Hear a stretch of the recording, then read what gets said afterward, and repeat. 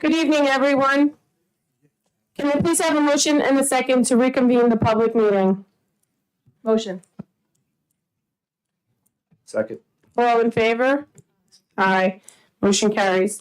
Can we all please stand for the Pledge of Allegiance, followed by a moment of silence to honor our servicemen and women? I pledge allegiance to the flag of the United States of America and to the republic for which it stands, one nation, under God, indivisible, with liberty and justice for all.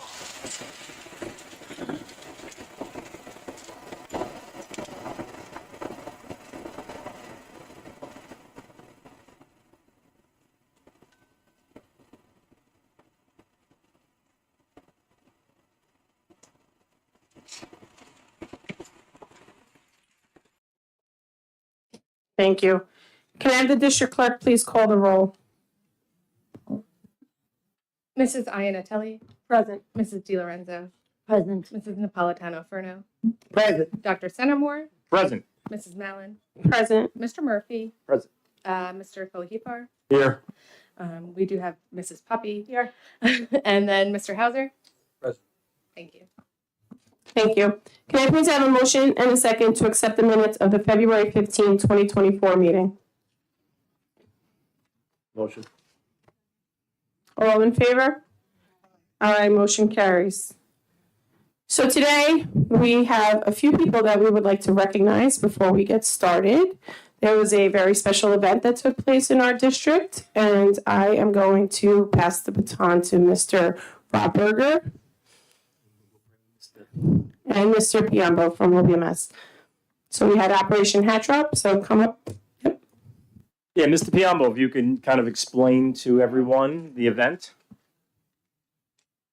Should I have my people stand up though? They're a little nervous. No, do it. And just press the, Mr. Piombo, if you could press the button on the mic so the people at home could hear. Oh, this one. Okay. This one and the white one? I was gonna say, no, but I don't need a mic for a room this size. You want to stand, Mr. Berger? And Miss Olivia. You gonna come up? Come on. She's a little embarrassed. I told her it will be fine. But what she did was pretty amazing. Good evening, everybody. I want you to imagine a relaxed morning, reading the newspaper, and just how that could potentially lead to some amazing altruistic venture. It takes a special kind of person not only to recognize an opportunity like that, but actually have the fortitude to act on it. Mr. Berger first came across Operation Hat Drop in the newspaper article. For those who don't know what it is, Operation Hat Drop is an initiative started by a kindergarten student, Anthony D'Alessandro, who himself suffers from alopecia and hair loss. So the initiative collects hats and donates them for people who have autoimmune diseases and suffering hair loss. So Mr. Berger read about Anthony and realized it would be a great opportunity to bring something meaningful and positive to Connecticut. He coordinated with the OBMS Community Service Club run by Ms. Piacentini and Ms. Steib, reached out to several Connecticut high school groups supporting club efforts there. And this, of course, introduced the initiative to our students. One of Mr. Berger's students, Olivia Kezian, was moved by the movement and became very involved in the drive and took it upon herself to reach out to several branches of police and several local groups for their support. And we had an event at the school that was donated, and it was like boxes and boxes of hats. It was truly amazing. You did a really great job doing that. You should be proud of yourself. I told her, this is the reward. You're a little shy, but I told her if you do something good, you have to stand and get recognized for it. Overall, they raised over 400 hats, and that's pretty amazing. I want to thank Mr. Berger, Ms. Piacentini, Ms. Steib, and of course, Olivia, by bringing together OBMS, CHS staff and students, along with local agencies and, of course, the Connecticut community. Together, it embodies the very best of Connecticut and really represents what makes this the remarkable place that it is. Thank you, guys. So we have some, Mr. Napolitano would like to say a few words, and then we do have some certificates, and Miss Erica Piacentini also helped in the event, and Amanda State was also a big part of the event. So I am truly honored to present these awards from Andrew Garbarino, our congressman. It's a certificate of special congressional recognition to Mr. Robert Berger in recognition of your outstanding and invaluable service to this community. Also, for Olivia, you also are receiving a certificate of special congressional recognition presented to you in recognition of your outstanding and invaluable service to the community from Congressman Andrew Garbarino. Olivia, you are also receiving a certificate of merit for your exceptional work from the New York State Assembly. The New York State Assembly of the great state of New York, in recognition of the achievement from Operation Hat Drop at Connecticut School District at 2024, in recognition of your community service to benefit Operation Hat Drop, our best wishes for an individual worthy of the esteem of our community, the County of Suffolk, and the great state of New York. This award is given by one of our members of our assembly, our Assemblyman Jared Gandolfo. You will both also be receiving from Congressman Garbarino's office a flag in recognition for your service. Thank you for your service, both of you. And to all that helped you. Come on up.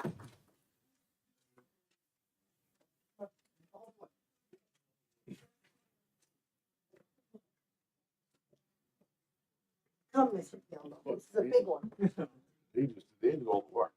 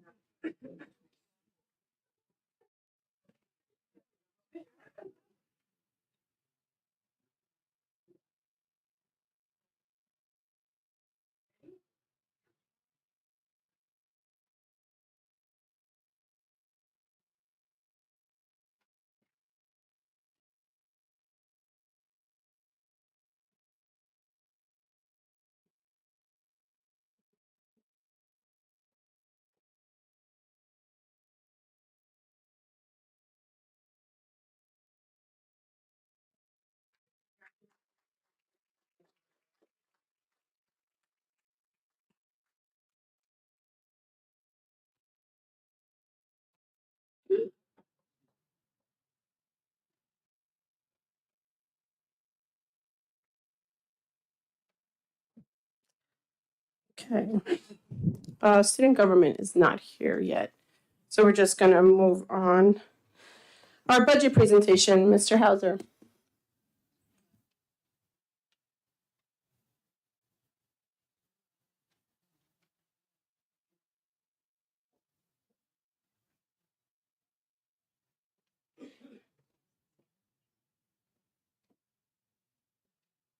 Okay, good evening. Tonight, we're going to be presenting the first draft of the 2024-25 school district budget. This presentation, it is not on the website yet, but we will post it on the website soon after this meeting tonight. I just want to quickly go through the calendar here to let everyone know where we've been, where we are, and where we intend to be in the next few months.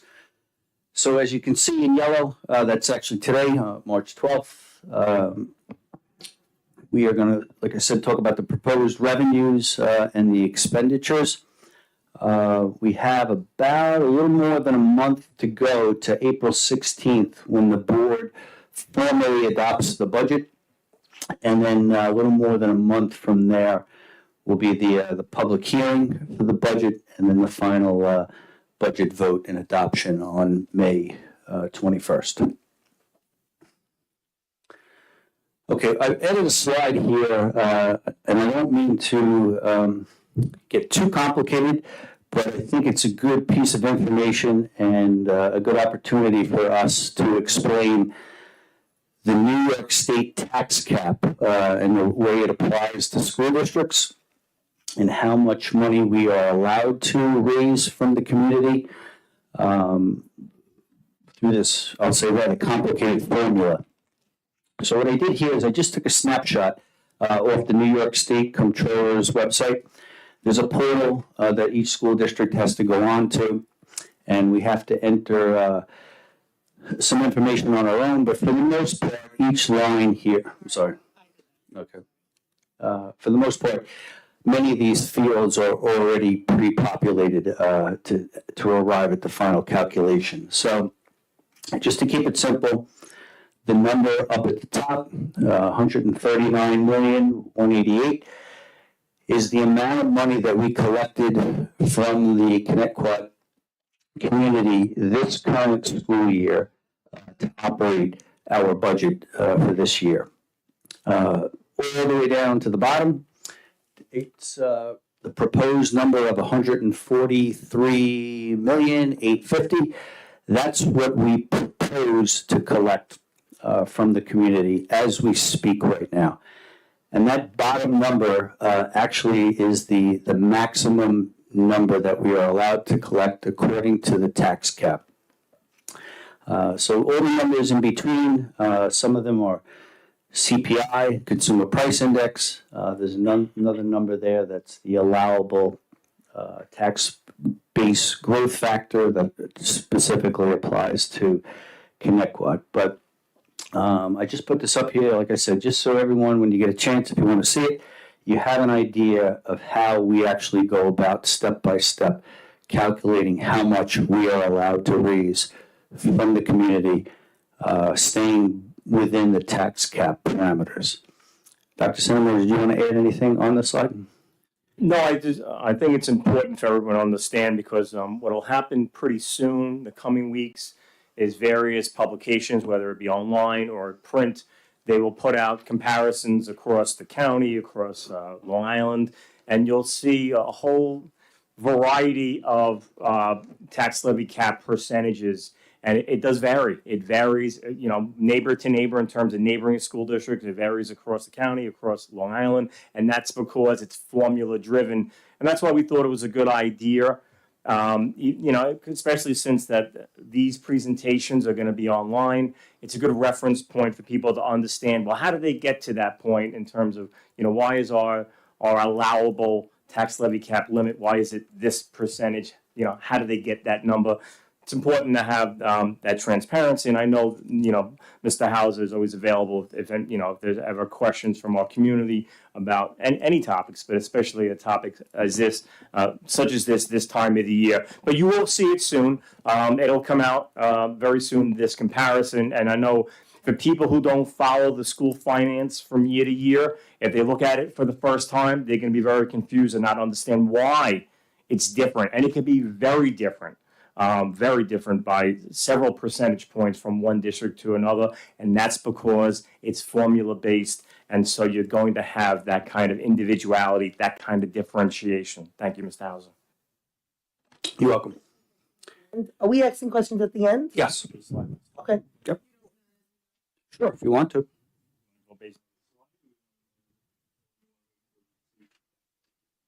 I have it just on this, so I'll wait until we get to it. Okay. I'll wait until we get to it. Okay, gotcha. Okay, so this next exciting slide here, to me, is a summary of really the entire budget. It's a snapshot right now as we speak. Obviously, there's a lot of numbers here. There's some historic information.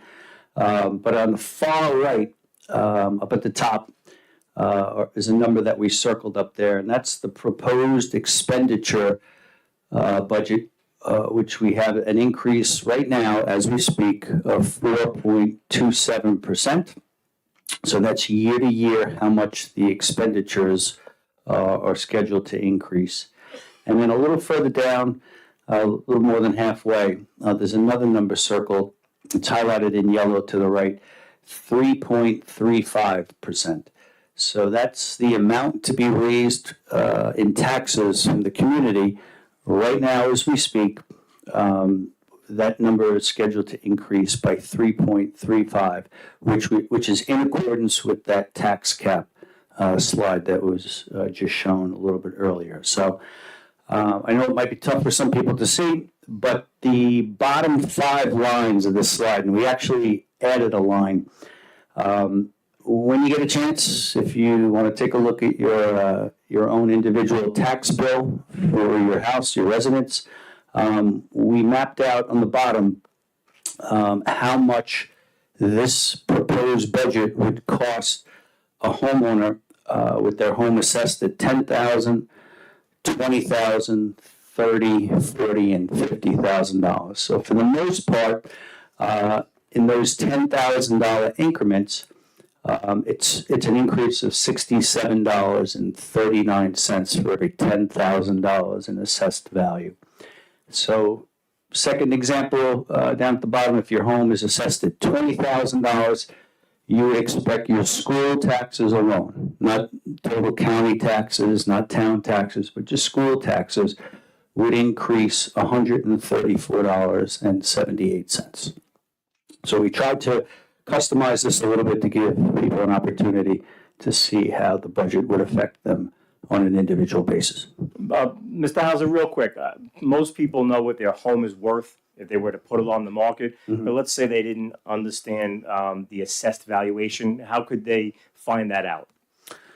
So the town assessor's office would be the place that they would be able to convert that assessed value into a fair market value. I believe in this community, the tax bill actually has that comparison or that breakout as well for them to see. And it's different homeowner to homeowner because some homeowners have exemptions. Veterans exemptions could be one. A disabled person's exemption, a senior citizen's exemption might be on there as well. So it varies home to home, but yes, that calculation would be there. Any questions on this slide before we? And again, this keeps us within the allowable tax levy cap limit based on our particular formula. Yep. And so, there is no recommendation to exceed, to pierce the cap by our administration, led by me, the superintendent. This keeps us within our allowable limit. Yep. And I'll just call your attention to one line. It's that green, the horizontal line that I highlight on the left, and then we have a blank spot over to the right. So when we were told by the governor what the governor's proposed state aid would be for our district, there's approximately 11 different components of state aid. One of them is called foundation aid. In the past, a district like ours would get what's called a 3% addition. It's a hold or a safe, harmless addition, even if your state aid might be in a situation where you could actually see a decrease. The governor's proposal did away with that. So as we speak, we are hearing that the final state aid numbers that may come out of the end of this month, or hopefully close to the end of this month, that 3% hold harmless, save harmless provision hopefully will be restored. So, Mr. Hauser, I'll jump in. I'm part of for our county, certainly Eastern Suffolk County, part of a superintendent's legislative committee where we've been advocating through our association to make sure that not only are there not aid cuts, but that there is a fair increase for school districts. Also, our Board of Education, submitted an advocacy letter to the governor's office that was copied to all of our state elected officials in the Senate and the Assembly. I know the PTA as well has been working their advocacy. And this is a united front. So it sounds like there's movement being made with the governor. And that's because you have people coming together. It's been a true bipartisan effort. You have a lot of districts on Long Island, across New York State, that have been impacted by this proposal. Both houses of the legislature, the Senate and the Assembly, are proposing bills that would not only restore aid cuts, but look to to see those fare increases. For Connecticut, they tend to be a modest increase, but we do, rely on every component, each aspect of that revenue. So I just want to acknowledge the advocacy efforts of our Board of Education, our PTA, our parents at large, and certainly our elected officials in the Senate and the Assembly, because while we can't take our foot off the pedal yet, all that hard work is certainly, and I know, our administrators associations, teachers, all the various associations have been very hard at work with trying to secure fair state aid increases for the district. Thank you. Okay, any other questions on this slide? Okay, so we added this slide to just give you an idea. Right now, as we speak, okay, and everything is still subject to change, especially with the state aid numbers unknown. But up at the top, presently we are showing that we'll need about an additional $1.9 million in revenue to make the budget work the way we feel it should work. So if that's the case, we kind of mapped out a little plan here as to how would we achieve that additional revenue before the adoption of the budget in April. So the second line there, this is the green line that I highlighted in the previous slide.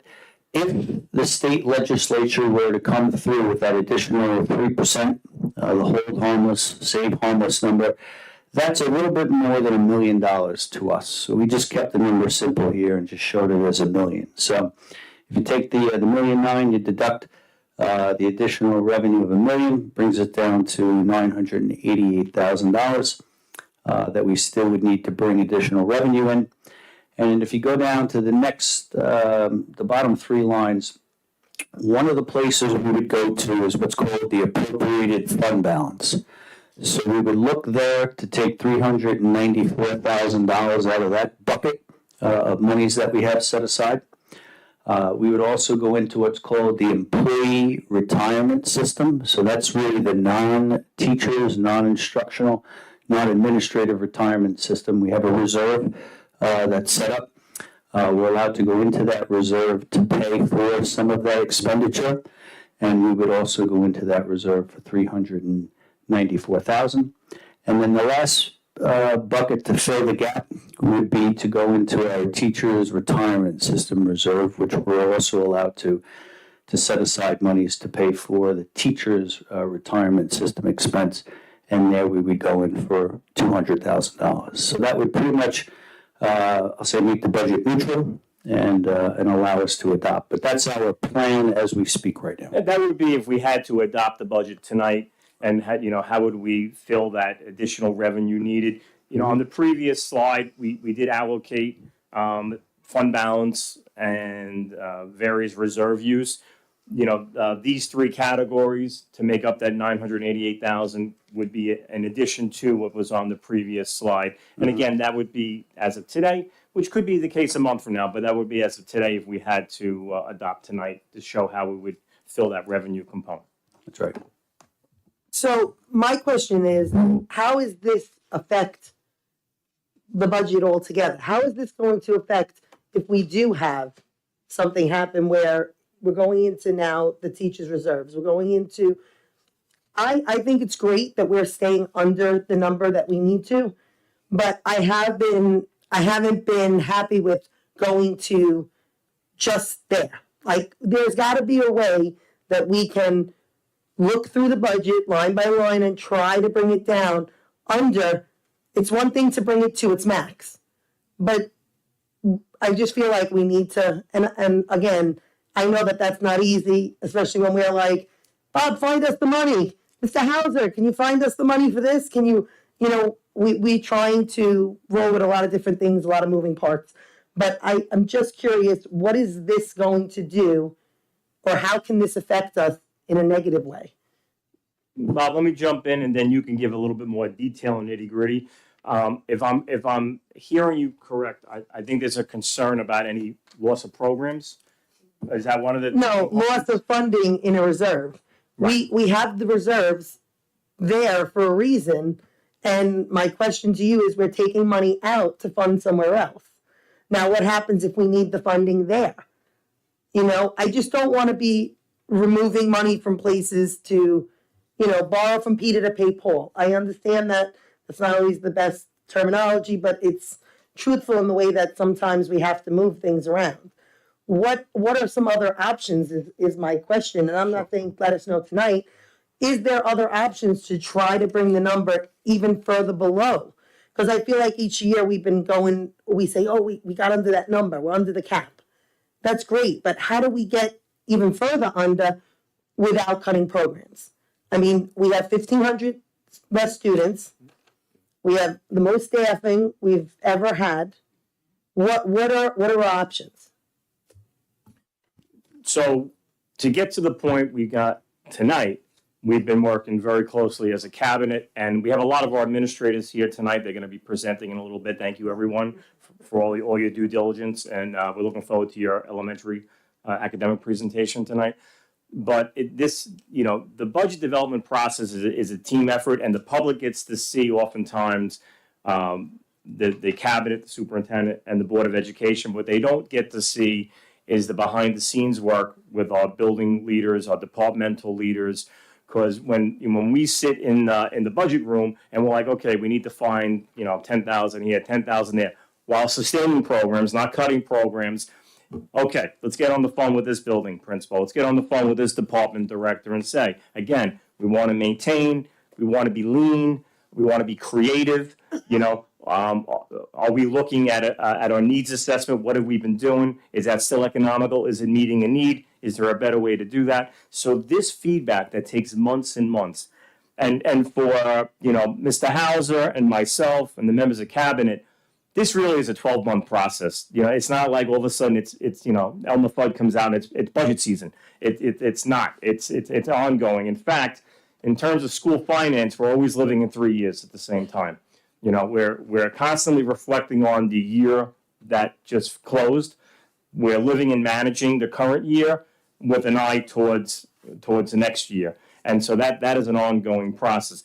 To your point, Ms. Nuppleton-Ferno, today's March 12th. We're going to stay at it, and we're going to see where we could further reduce in codes without reducing programs. We know, especially from the previous meeting, especially at the elementary level, the desire of the Board of Education, which is a shared desire with administration, with those class sizes being as conducive with that teacher to student ratio. So over the next month and change, and we do have to adopt within a month or so, we're going to keep at it and see where we can go. The next presentation in 2 weeks from now, we'll be getting into the secondary. We'll be taking a look at some positions in terms of retirements and in terms of positions where grants were running out and how we're addressing that. So the end game is not always to be at, if you're allowed to be at this number with your cap, then that's the end result. If there's an opportunity to meet all needs and come in lower, then absolutely.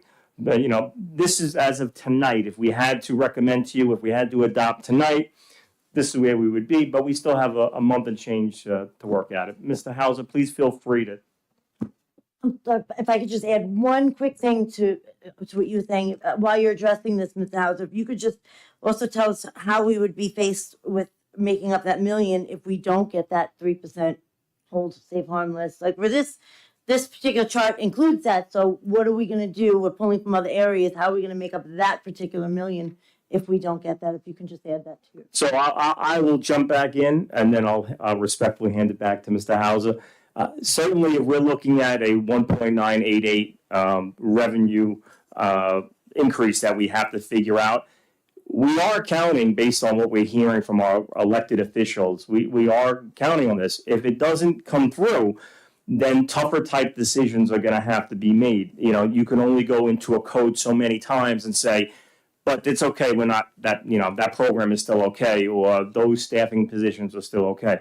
So we are counting upon our elected officials who are doing the right thing, but the end result, working with the governor, we are counting on this final budget, which it's supposed to be adopted by the state by April 1. I know it's right smack on with the Easter holiday, so give or take a day or two. But if that million in the state aid does not come through, then your superintendent is going to have to come to you with some further recommendations to say, here's where we need to fill that shortfall.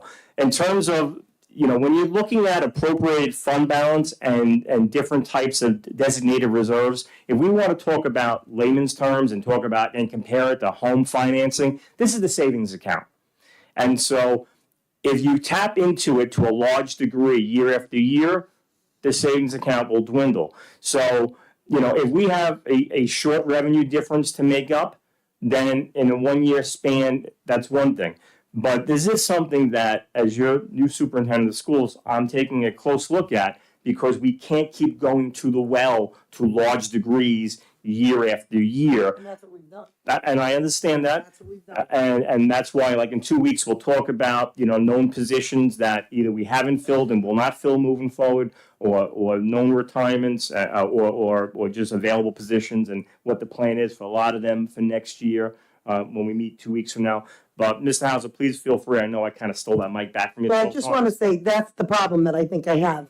Whenever I see money moving from the reserves, it kind of makes me a little bit weary, because over the years that I've been on, we have had to move money from the reserves. Then the first year I was on, we actually had too much money in the reserves. So there was some issues on both sides. We can't have too much money in there. We can't have too little. I just don't want to continue to take and keep saying we're going to be able to do it next year. We're going to be able to do it next year. We can't continue to kick the can down the we can't. Hard decisions have to be made, and that's. And so just to reflect a little on reserves, for the most part, we're not allowed to spend any more out of the reserve than we actually are going to budget for. So in a sense, there's a cap on how much can be taken out of a reserve. The other part is, to me, the reserves are precious. I mean, you can only use them for so long without replenishing them. So we've been very successful here, and we've managed the reserves very well in terms of replenishing those, being able to not use more than we feel we can replenish, so that we have those monies for future years as well. So we keep a close eye on those reserves. We're very careful not to use more than we feel we can. And the other thing as well with reserves is you can't take money out of a reserve for one purpose and transfer it over to another. Like, it's got to be for its specific purpose. So here where you see employee retirement system or teachers retirement system, you can only use those monies in those specific reserves for those specific purposes. You can't take it out to fund other things. So we do have limitations that we have to abide by. Let me ask you this. I'm looking through the budget that you gave us, the large one. Mhm. And, with the decreased enrollment over the last 5-10 years, I do agree that I'm surprised. I actually am looking through and I see many that you're increasing the amount of teachers. So it will go from 5 to 6, 7 to 7.1. I mean, there's several teachers in here that you're increasing that on the budget. And I'm just wondering, and a lot of, what we were paying with the COVID grant money, and now you're saying that in here that they'll become, full-time teachers. So in one breath, I'm hearing that we're going to cut and not, replace and, retirement and whatever. But then I read the budget and it's saying we are replacing and adding. So I just want to understand that. Yeah, so I don't mean to postpone answering your question till the next time we meet, but we are going to have a presentation on secondary staffing as part of our next March 26th budget. Some of this is elementary school. Yep, and we will explain, we'll go through explaining some of that, how it even relates to the COVID, in general, the COVID monies that we had come into us over prior years, and that those monies are no longer coming, and how those positions are being reallocated. So we will get into explaining a lot of those, I'll say, ups and downs of full-time equivalent positions and all. And once we get to, I guess it looks like it's going to be 2 slides from now. Mm-hmm. The Board of Ed. It looks like we went from 49,266 to 35,969 to 49,000 $576 to this year, $50,488. Now, I don't know what everyone is doing on this Board of Ed in the way of traveling and conferences, but I've been on the board for 5 years, and I've only done conferences that are local, and, you know, and I pay my own way other than you paying for the place. It hasn't been little things like some people I know used to put in for. I'm just trying to understand why we didn't bring that down further. Is anybody on this board planning to go on one of the big trips? Because if not, I think we should even cut. I know that it could be just small, but I don't know why we're not going back down to like 22, 23, where it was like 35,000. I don't know that anyone is going to be spending $12,000 on travel.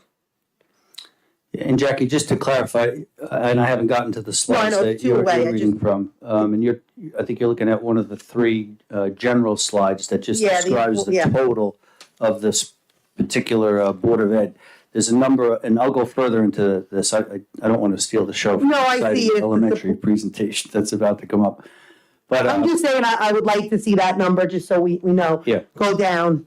I don't foresee, I mean, the training, I would say absolutely, I would like to see training stay at where it's at because I'd like to see more board members go to training. I'd probably have done more training than any board member ever in the history of ConnectWatt, but that's because learning is, you learn a lot. We've gone to how many together?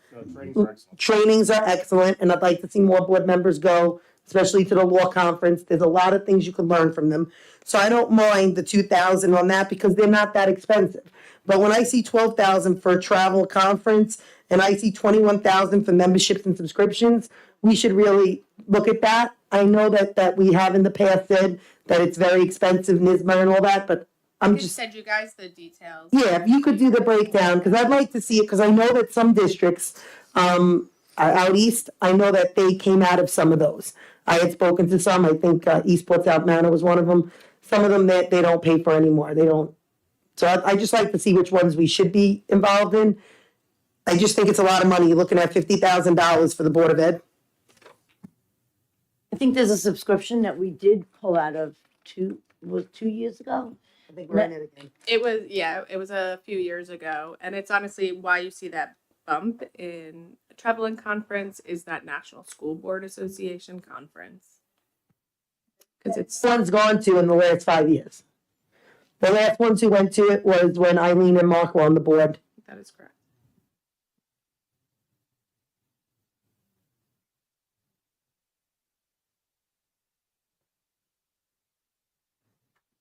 okay, moving along. This slide we just put this up to highlight, we talk about the tax cap, we talk about the 2% tax cap, and then we talk about 3.35% is the proposed levy. But in the next, the slide after this, you're going to see that the number one expenditure, the top expenditure we're seeing an increase, and this is consistent for the most part in the last few years, is employee and retiree health insurance. So those expenses are scheduled to go up about 12% next year. So 12% obviously is far in excess of what we're allowed to collect, but this is how we have to try to manage a budget with an expenditure, a one line item expenditure such as employee and retiree health insurance. So I don't want to spend too much time. There's a lot of detail coming up. There's about 28 slides, and I don't think we have enough time to go through every one of them.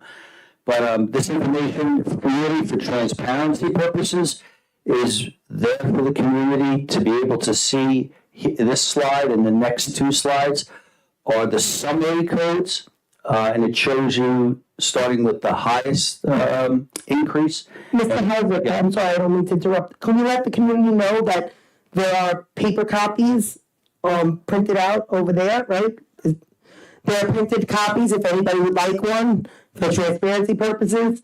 And is there a way for them to pick them up here if they can't print them out themselves, or people like me, not tech savvy? Yeah, and like I said, it will also be on the district's website tomorrow. So like I said, this slide and the next two give an idea of from the highest increase to the lowest. Even some of them are actually going negative. And then I'll wrap up here with, as you get to these slides, there's 25 of these individual line items. There's about 10,000 plus codes that we have been reviewing on a weekly basis to try to bring these numbers down in the budget. But these slides give everyone an idea of line by line what makes up each one of our expenditure codes. We provided some historical information there, as well as in that highlighted column is what we are proposing at the moment. You can see even further along the dollar change, and you can even see the percentage that's there. So at this point, I don't think we want to go through every one of these 25 slides unless somebody feels we need to. But if you want, I can certainly answer more questions.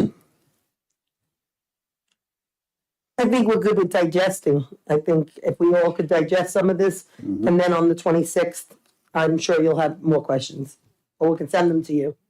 Yeah, is I any- apologize, just one more question. No, go ahead. You know, I noticed here that you're allocating for 3 large buses and 1 van. Are these 3 buses the electric buses? They're not. We're not mandated yet until 2027 to purchase electric buses. So we still have a small window, slightly less than 4 years. Let But me they're- ask this then, why would we want to buy 3 buses this year if they're not going to be good in the next few years because they'll mandate? They're holding on. They're trying to advocate for, to not use the buses. That's actually happening on a larger the government officials are trying to fight. I believe that Dr. Sentham was part of that, trying to fight to advocate that this is just too much. It was actually in the front page of the I papers, understand and that, but if it does go through and we're budgeting for 3 new buses, I just. Yeah, so I could explain further. So the way it currently is on the books, and again, we are advocating, not against anything green, we're all about green, but it has to be feasible, it has to be realistic, that the PSE&G can't handle it, the grid can't handle it, there's safety concerns. These buses would be 3-4 times the cost. But the way it reads on the books right now is starting the year 2027, any bus you purchase starting that year has to be the electric variety. And by the year 2035, every bus in your fleet has to be of that variety. So we're very confident. Again, this is just like advocating for the state aid. You can't take your foot off the pedal. Based on the advocacy of myself, superintendents, this board, other boards of education, our senators and assembly people, and at the state level, advocating to push the timeline way back because it's just not reasonable, feasible in a lot of different ways. But let's say they never change, we don't have to start budgeting for those type of buses just yet. And I'll just add one thing to what Dr. Seymour was saying. We have been actively applying for grants for electric buses. Unfortunately, the way the grants have been awarded mainly at the federal level has been based on the wealth of a district. So the less wealthier districts have been receiving those grants.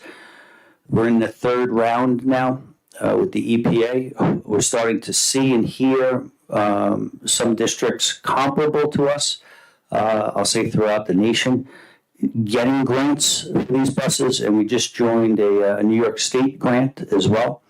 So I would imagine if we're successful in getting grant monies, that will help us budget for electric bus purchases in the future as well. Thank you. Anybody else? Thank you, Mr. Hauser. You're welcome. Our next item is the Mrs. elementary. Mallon, can I just interrupt Oh, real sure. quick?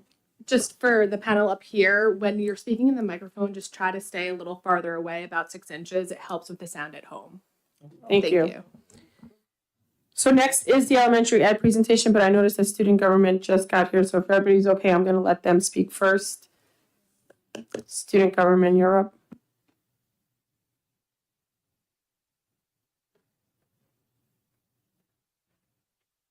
Thank you. Sorry, I was at the college fair. No worries.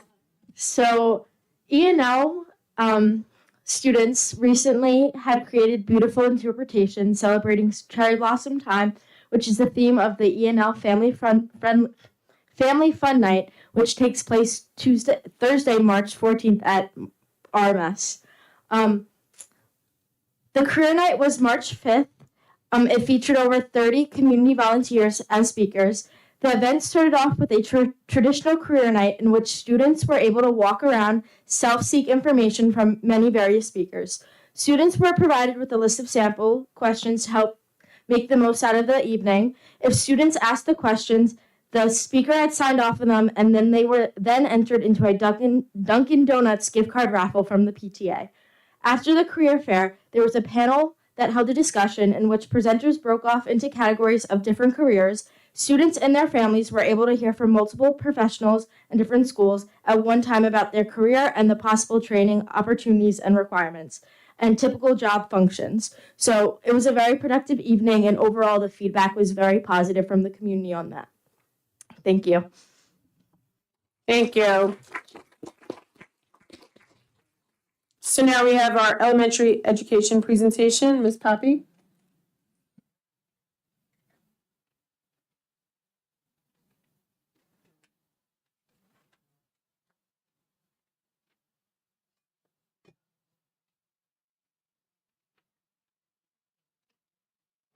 Good evening and thank you. I'd like to welcome this evening's guest presenters. We have 15 administrators amongst us this evening. And so before I begin, I'm going to introduce everybody in one fell swoop. And into the presentation, our administrators will simply approach the podium and deliver their portion of the presentation. So with us this evening, we have our 7 elementary principals as well as our elementary assistant principal. We have Mrs. Leahy, Cherokee Street Elementary School, Mr. Renda, assistant principal of Cherokee Street Elementary School, Mr. Delio from Slocum Elementary School, Mrs. Farrell from Duffield Elementary School, Mr. Wrinkle from John Pearl Elementary School, Mr. Sheehan from Sycamore Avenue Elementary School, Ms. Kimball from Basti Elementary School, and Mrs. Rubin from Idlehour Elementary School. Welcome to our principals. And alongside all of our principals, we have some subject area directors with us this evening.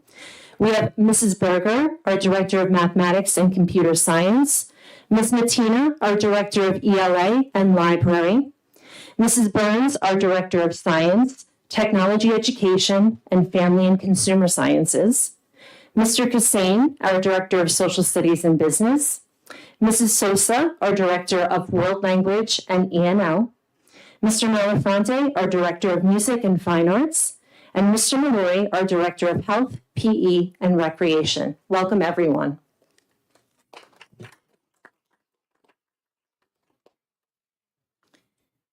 During our secondary presentation earlier this year, I spoke a little bit at the outset of our discussion regarding the systemic collaboration that our district administrators contribute to throughout a school year.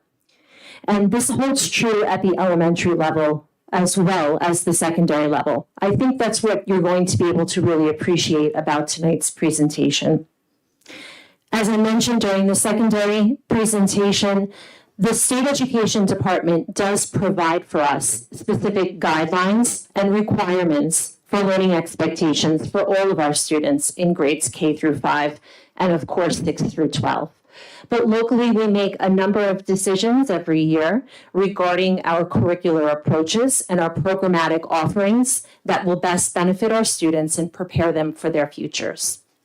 So leading into our presentation, I'd like to invite Mrs. Sosa and Mrs. Farrell to the podium, and they're going to start us off with a little investigation into our different programmatic offerings.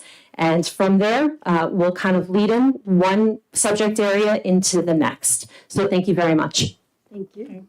Muchísimas gracias, señora Papi. Bueno, buenas tardes a todos y gracias por su atención a nuestra presentación sobre nuestros programas y progreso. Quisiera compartir con ustedes una cita de una autora americana, Anna Campanella, sobre el biculturalismo.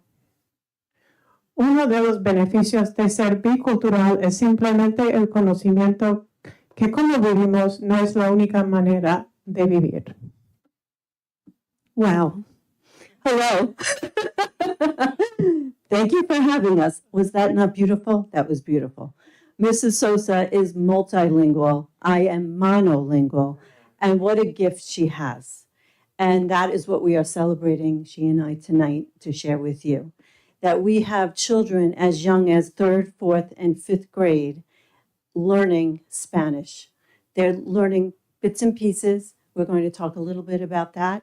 But what a wonderful opportunity for someday for them to just taste it now at a young age to develop into somebody like Mrs. Sosa. Growing up, I thought everybody was bilingual, but okay. Learning a second or third language provides countless advantages to the developing brain. It teaches you to process material differently, opens brain pathways, creates a deeper understanding of one's own language, and even helps with math. Yes, Louise, it does. Language is the only discipline that incorporates all of the others. Our Lunch and Learn program has been a great success with more than 70% of our students in grades 3 through 5 participating in our elementary FLES program, which is foreign language in the elementary schools. The FLES program is a voluntary program and operates on a rotating schedule during the students' lunchtime without sacrificing recess time. Next year, we plan to extend the program to include our 2nd grade students as well, without increasing the staff. Students are learning phrases and vocabulary to communicate in Spanish, as well as learning about different cultural traditions and practices in Spanish-speaking communities. Students have learned about the Dia de Muertos, the Nazca Lines of Peru, the Mayan pyramids, Carnaval, and Dia de los Reyes Magos, just to mention a few other things, which ties in nicely with their social studies as well. So what does that look like? Our 3rd, 4th, and 5th grade students, they go down to a special room with their lunch one time a week and for 20 minutes. They volunteer during lunchtime, not recess time, lunchtime, with permission from their parents to go to the Spanish-speaking room with a certified world language teacher. At that time, like Mrs. Sosa had said, they learn customs, they learn vocabulary. Right now, they're learning about the vocabulary of their clothing. They are a sponge. They're eating it up. They're having a great time. The children that started in 3rd grade, they're staying with it for 4th and 5th grade. That tells you that they really are enjoying giving up their social moment in the cafeteria to be in a learning environment while they're having lunch. So it's a wonderful opportunity.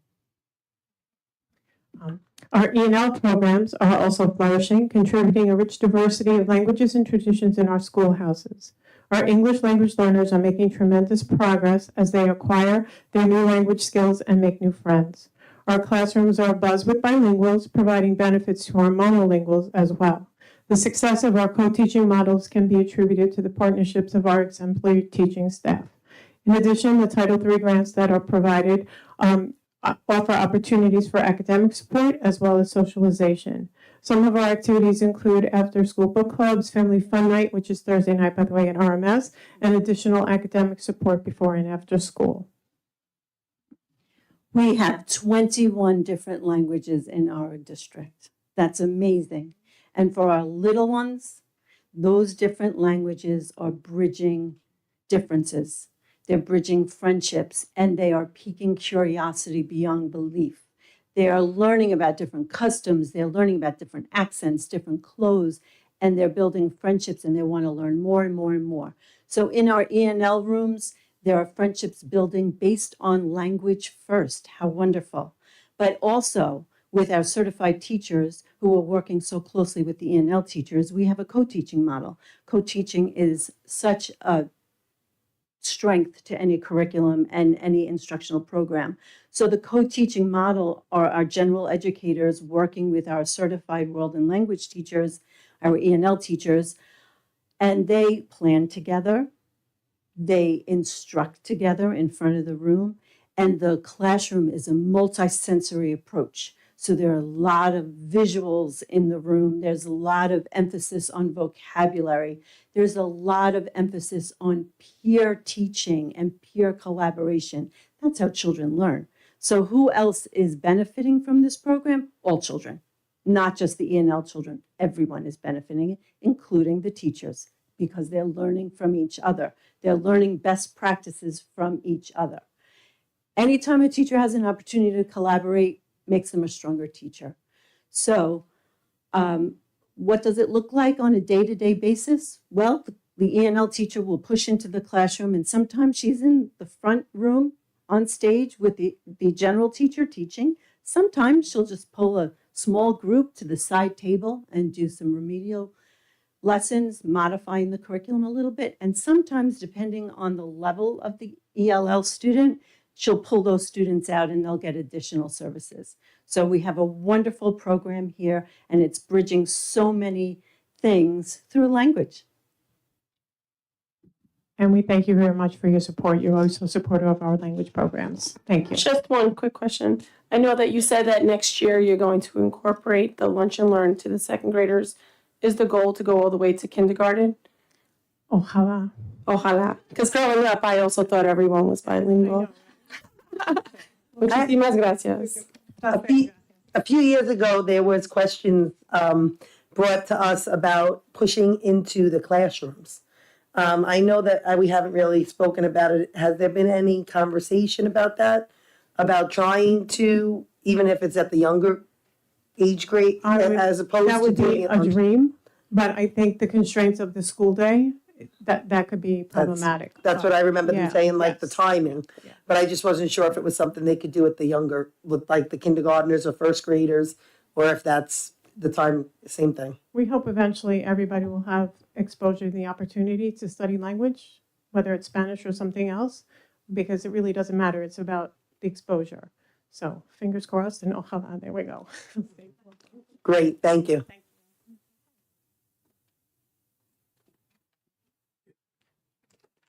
Okay, I'll need this lower. Okay, good evening. Both do it. those, the gooseneck also works too. So if you guys want to like use the gooseneck and the handheld, feel free. Okay, so good evening. I'm Jill Leahy from Cherokee, and I'm just going to talk to you a few minutes about the 5 pillars of literacy. So it's a lot of things that we talk about, and you hear it a lot from the elementary schools, but sometimes the words, people aren't sure of the definition. So with the knowledge of recent information and the science of reading, it's been a big buzzword. The district's elementary curriculum committee has been focusing on research in order to make sure our students have the best curriculum and instruction to meet their needs. And I think I speak on behalf of all the elementary administrators that one of the other slides will be talking about the elementary interventionists and literacy consultants. And they have really helped us push forward in the science of reading and also making sure that we hit on all of these pillars. So the 5 pillars, what are they? Or what we call early literacy. They're a set of key components developed by the National Reading Panel that are essential for reading proficiency. Many people have been hearing the term science of reading and that we need to focus on phonics. That is true, but the 5 pillars are all necessary for the reading success. The first one is phonemic awareness, which is the ability to identify, manipulate, and distinguish individual sounds in spoken words. Being able to hear, blend, and segment sounds, and that was something that we really brought to the district this year with Hegarty. The second pillar is phonics. It is the relationship between letters and sounds. Children need to understand how letters represent sounds, and decoding during reading and encoding during writing. So you hear this a lot in the primary grades. Phonics is one piece of the complex puzzle. So we've been talking about phonics, but there are other components that are just as important. The next pillar is fluency, which is the ability to read text accurately, quickly, and with proper expression. It is also referred to as automaticity, and it's so you don't want a student to sound like a robot as they read. Number 4 is vocabulary, which is knowing the meaning of words and how they are used in different contexts. Researchers say it takes about an average of 10 to 25 times for a student to be exposed to a word for them to own it. And the last pillar is comprehension, which is the main goal of reading and utilizes all the other components and multiple skills. It is the ability to make meaning from what is read. It involves background knowledge and all the other pillars in order to understand text. So when children are taught how to read using all these 5 pillars, their success in reading will greatly increase. Our goal at the elementary level is to make sure we use this research in our instruction and choice of resources in order to teach our students to read and become lifelong readers.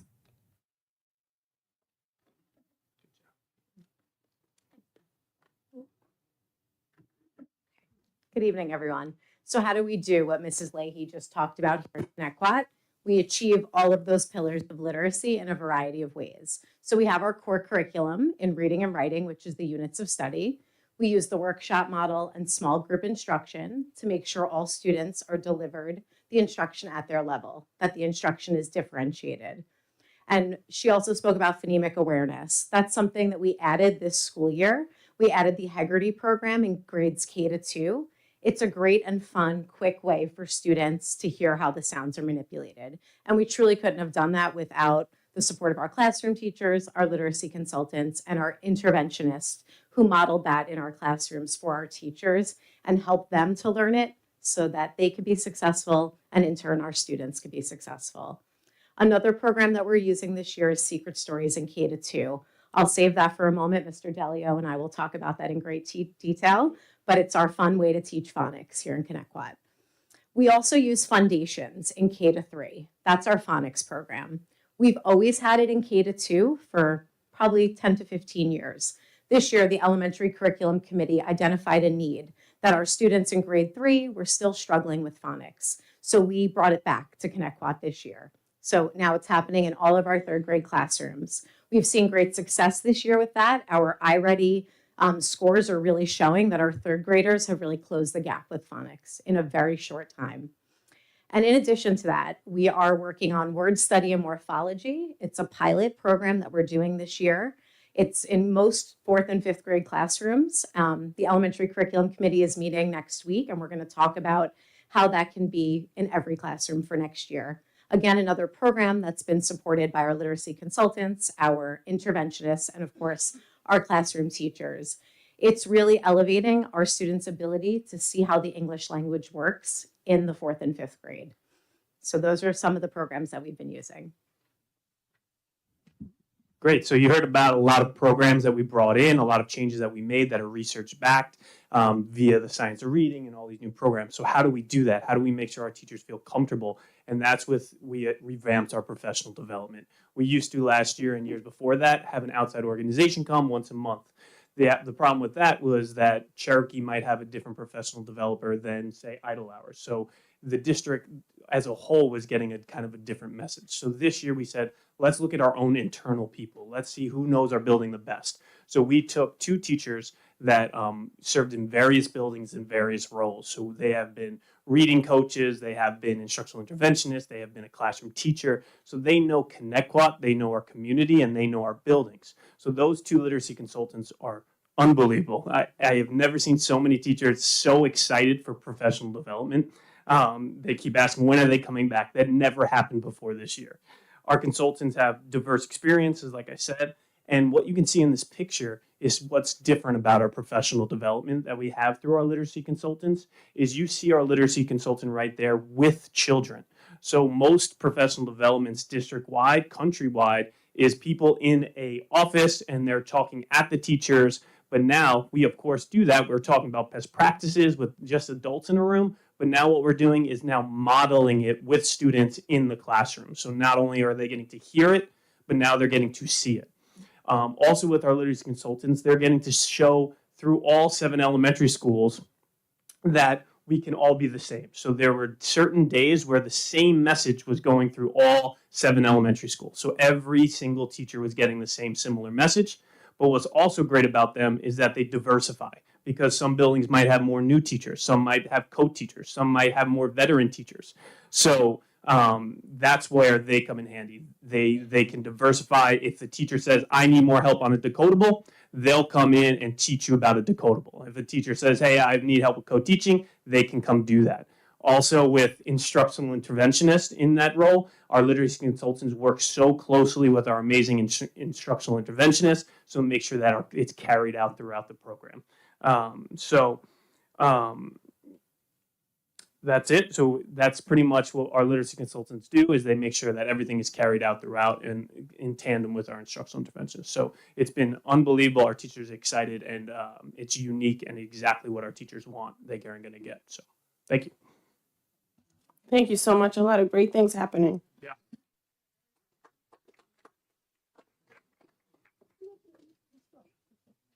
Come on, Tom. I don't know which one goes up.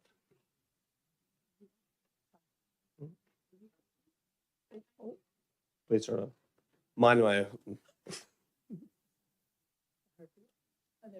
Perfect. So we're here to talk about the new Envision program. We're going to go talk quickly. Louise and I talk very fast, so we'll try to get as much in as we can. I'll talk about what we're kind of seeing in the classroom and hearing, especially in the classroom, and then I'm going to let Ms. Berger dive into some of the nuts and bolts of the program as we know it and what we're seeing as supports for the staff members. First of all, it's a problem-based program. You know, it's gone are the days where students are expected to sit and just listen and learn by listening. When you walk in the classroom now, it's vibrant. You hear a lot of talking. We hear a lot of discussions because we know that the key to real conceptual understanding, and I'm not talking about memorizing algorithms and facts like we used to learn, to really understand what we're talking about is through plenty of discourse. The person doing the most talking is doing the most learning. We know that. So we have students, when you walk in a classroom, they're part of the process. They're guiding it along the way, and the teacher's working as teams. We also know that we start with a problem-based program. We want one good program or one problem to start a lesson where we can struggle over. One 10-minute question is going to go a lot further than 10 one-minute questions. So every lesson starts with the problem. Students work as teams like we would as adults, and that's kind of what we're looking for here, like real life work here, and when the students will work together, and then they share it out, and then they get the lesson moving here. It's a different way of moving around the classroom. It's really the teacher's not in front of the classroom so much as bouncing around where they're going, but the volume in the classroom and it's math discussion. I was in a class the other day and I was listening to second graders struggle on a problem, and one student turned to the other one and said, I think we can take these add-ends and distribute that 12 and make it a 10 and a 2, and then we can put that together and it'll be easier to just put the 2 at the end. And then I was blown away because I used to teach the distributive property to 5th and 6th graders 20 years ago. We're seeing things that are different. It sounds different. The vocabulary is different. And it's just a nice way of learning. So after that, we lead into the bridge. Good evening. So the visual learning bridge is it's a way for teachers to make the connection between that problem, that basic problem that Mr. Rinkel was just speaking about, and having students really hit it home and use the mathematics and see the mathematics in motion. So I have some images up there of a video. Each lesson is comprised with the video, making that connection between the problem and how to use it. It goes along with the student workbook, which is also on the image, and it is more of students making that connection, solidifying what they've seen, what they've heard, how to use it in real life, how to see it, smell it, taste it. So they're really getting, and just like Mr. Rinkel just said, they're really getting an overview of what a mathematician would do or how it's used in real life and how to use this with their peers. So it's wonderful. The teacher gets to use the whole class discussion. They use model problems. They use a portion of it which is up there called Convince Me, where students actually have to go up to the board or speak with the peer next to them or in a group, and they have to convince that the way they solve the problem is the way that everyone should solve the problem. And it really brings some vibrant discussion to the classroom, and it's awesome to see. So we're all excited about that. And then we move on to the guided practice and some independent practice. The next portion is the assess and differentiate, which is the third and final component of every Envision lesson. So this is where the teacher can take the targeted intervention that is when students are working independently, and you can see from some of the images in their book, there's a lot of writing going on. There's a lot of exploration there. The teacher can quickly take a look at 3 or 4 questions and know immediately, oh, I need to pull these 3 students and really kind of go over the lesson one more time with them, while other students can then move forward to more challenging questions. So it's a great program for our teachers to reach every student in the classroom, and that's something that we were looking for in a new math product. So it reaches our high flyers as well as our struggling learners, all in one lesson. Along with that, we have some tools that teachers and students and parents can use with their children to solidify the mathematics. So the first thing up here is Success Maker. It is to be used 45 to 60 minutes per week to close the gap. So Success Maker works at the student's level wherever they enter the program in, and then it works along with them. So if they're getting a question wrong repeatedly, they might put it on the side and say, you know what, let's not frustrate the student, let's work with another skill. So teachers and principals are seeing the gap closing between where students are demographically in their grade level and where they are mathematically. So that's what Success Maker is. It's an online program and it is being used. We have the Practice Buddy, which brings it brings to life the workbook. Some teachers are using it mostly at the higher levels because it is a plugged activity. So that is something that you might see and hear. Coming home, we have the daily review, which ranges from 4 to 8 questions each day. This material is on previously learned material, so students kind of spiral and keep the year going each and every day. So there's one of these for each day. There's some fluency practice activities in the student workbook that teachers are using with students to reach the fluency standards at each grade level. And we have the exactly what Mr. Wrinkle was talking about, that language, that differentiation, that piece, that vocabulary, that common vocabulary that we have not heard. It is conscious part of the program.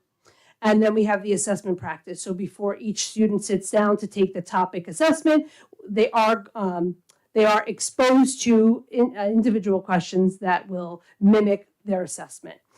So those are pieces of the program. So year one of the, I first want to say thank you to the Board of Education for supporting this product as well. I know I'm taking over because I want to say this. So I just hijacked the whole presentation. Sorry about that. So I really want to say thank you. Thank you for the support that you've given the children of this district and allowing them to have the support as well as our staff. So I know that Mr. Sheehan spoke about that individualized instruction that our staff is getting. We do have a consultant on staff here this year, and it's a wonderful experience, something our teachers have never experienced before in mathematics, where they are being coached side by side, they're being pulled out for some individual professional development, and it is a consistent message across every one of our 7 elementary schools. So that's the piece that I really want to, I want to thank you for supporting that and supporting our students as well. I don't know if Mr. Wrinkle has anything else to say about it. Ditto. Thank you. Just real quick, I just have a quick question because we have heard a lot of frustration from parents in the community about the math. And I know you've said that you're seeing the gap close. This is for Mr. Wrinkle. No, I'm just kidding.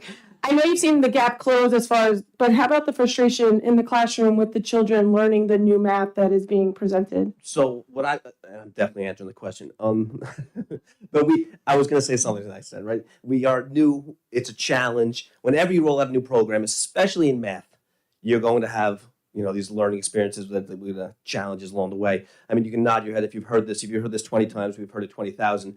That's not how we did math when I was in school. And sometimes that's very hard to overcome. What I can assure you is the students are easily adapting to the program more. It's sometimes it's adults, administrators, teachers, people who lived a different math life back in the day that have a little bit more of a challenge getting on board with it. We have found that along the way that we've had a very positive report. And even when, and Ms. Berg has handled more of these phone calls than me, if we have an opportunity to speak with someone, and we can walk them through the philosophy like we've just laid out here, that this is the world we're living in. We're not just teaching kids just to solve an algorithm. We're actually teaching them how to think mathematically and speak mathematically and actually solve a problem. That very often I found that I kind of get it now. We just need to have that conversation, because sometimes we live in the online world and we hear one thing, but when you have a chance to speak with someone in person, you find that this is where we should be going. And we found that teachers, have been overwhelmingly supportive. Right, 100%. That's why I'm asking. I just wanted to see if you saw the frustration go down. I know for myself, I didn't learn it this way, but once I did learn it and the aha moment went off, I get it. So it was easier for me to explain to my kids, but that's a challenge for a lot of parents. Thank you. We got complaints in the beginning, but I haven't heard anything recent. It was all from the very beginning, and it was probably from frustration. all of this is new to all of us. Absolutely. And we appreciate everything. Thank you. Thank you. I just wanted to point out in the curriculum meeting, a few of the parents have spoken about the math program though, and that they are still having a few difficulties, and that the homework is the main component that's giving them trouble. So, you know, that's maybe a bigger conversation, but that has come up in the curriculum meetings. Well, maybe what you could do is let them know in the curriculum meeting, or isn't Miss Poppy in there? Okay, all right, so then what you should do is I would direct them to reach out to your building principal or to the teacher themselves first, then the building principal, and then if they need to speak to Miss Berga, I mean, she's been great. I've heard nothing but good things about when they've had questions. And I had one parent specifically that actually reached out to the board, I guess a couple of months ago. You spoke to them and they were very happy with the results. Right. So you can have them reach directly out to me. That's fine. Or, you know, whomever. Okay. Thank you.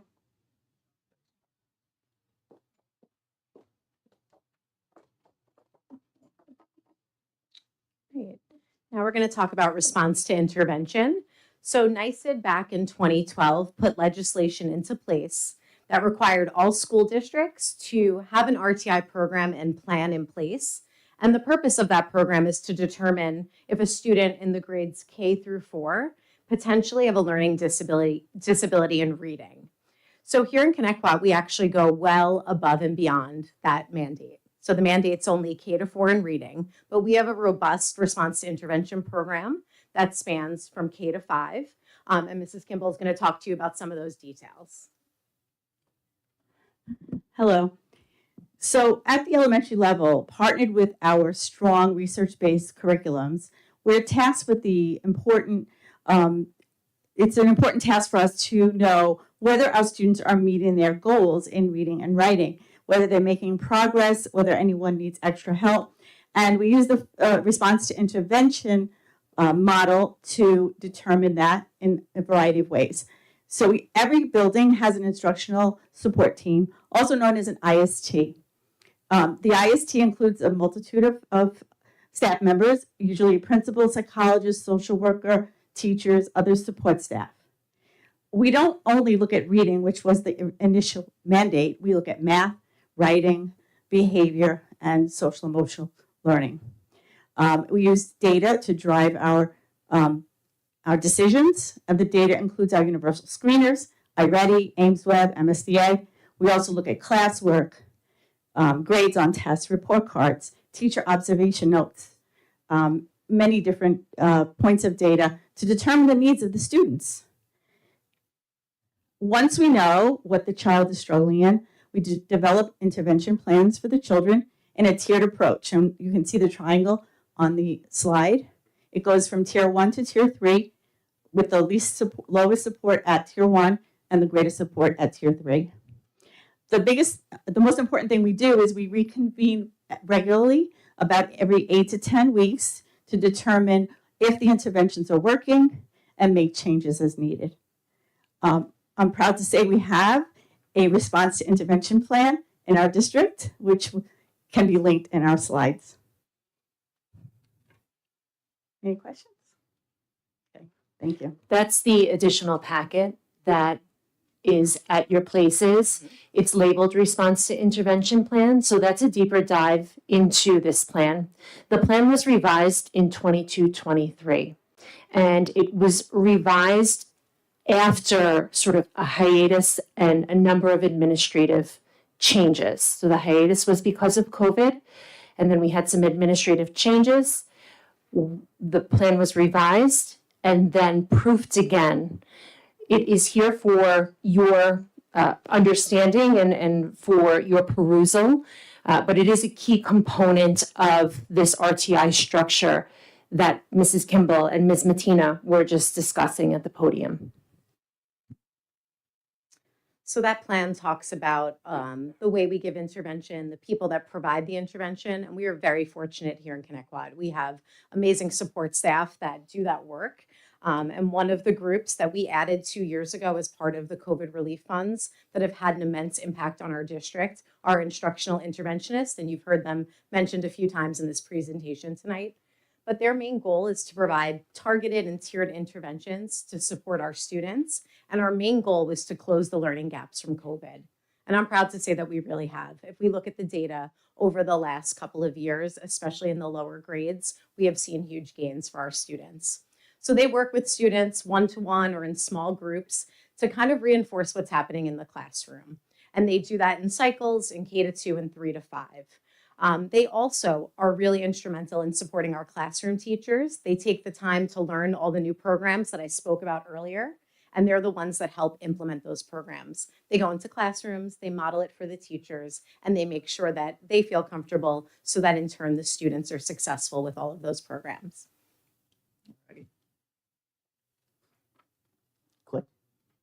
Thank you. Well, I'm lucky enough to be able to talk about something that I've enjoyed since September. Secret Stories. Connecticut has been implementing Secret Stories in grades K-2 across the district since September, and it's one of the exciting new strategies that we are using in order to teach phonics while adding in a very important element of fun to the elementary buildings. Sometimes that seems to get lost in things with what's been going on since 2000 in state testing, but we need to bring fun back, and this certainly has. It's been a real hit with the students. They absolutely love it. And to make it even more fun, our elementary interventionists deliver the secret stories to the classrooms dressed up as a secret agent. And every day, the students are very excited to receive their secret, which tells them about how all the letters and sounds of the English language work together. This really creates a very memorable and fun experience for them. We have a short video just to give you a little bit of an idea of how it looks.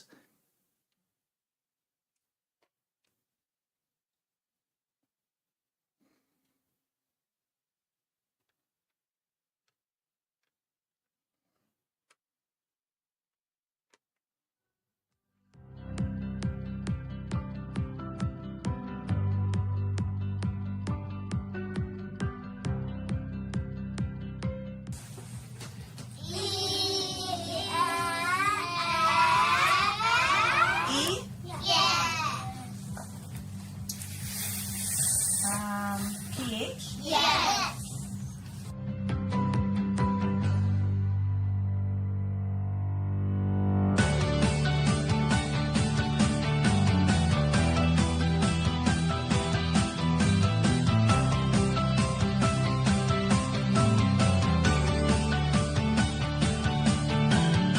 Now I need you to explain why we dress so cool. Because the letters A-Y and E-Y say A. Y likes to sneak in to E and I's room and steal their capes. So like at the end of a word, he says their name's E and I. Like happy, he at the end of the word of happy, he says E. So Charlotte, CH, is that your favorite secret story? Yes. Can you tell me the secret story behind CH? What do they like to do? They like to ride the train. And when they're together, what do they say? Choo-choo. Right, like a choo-choo train? Yeah. So Shay, is your favorite secret story OUS? Can you tell me all about this story? When OUS is all together, they leave O out of the fun and O starts crying and they make the word us. U and S just say us. So when you see this in words, OUS, what do you know? I know it spells us. It says us. Good job.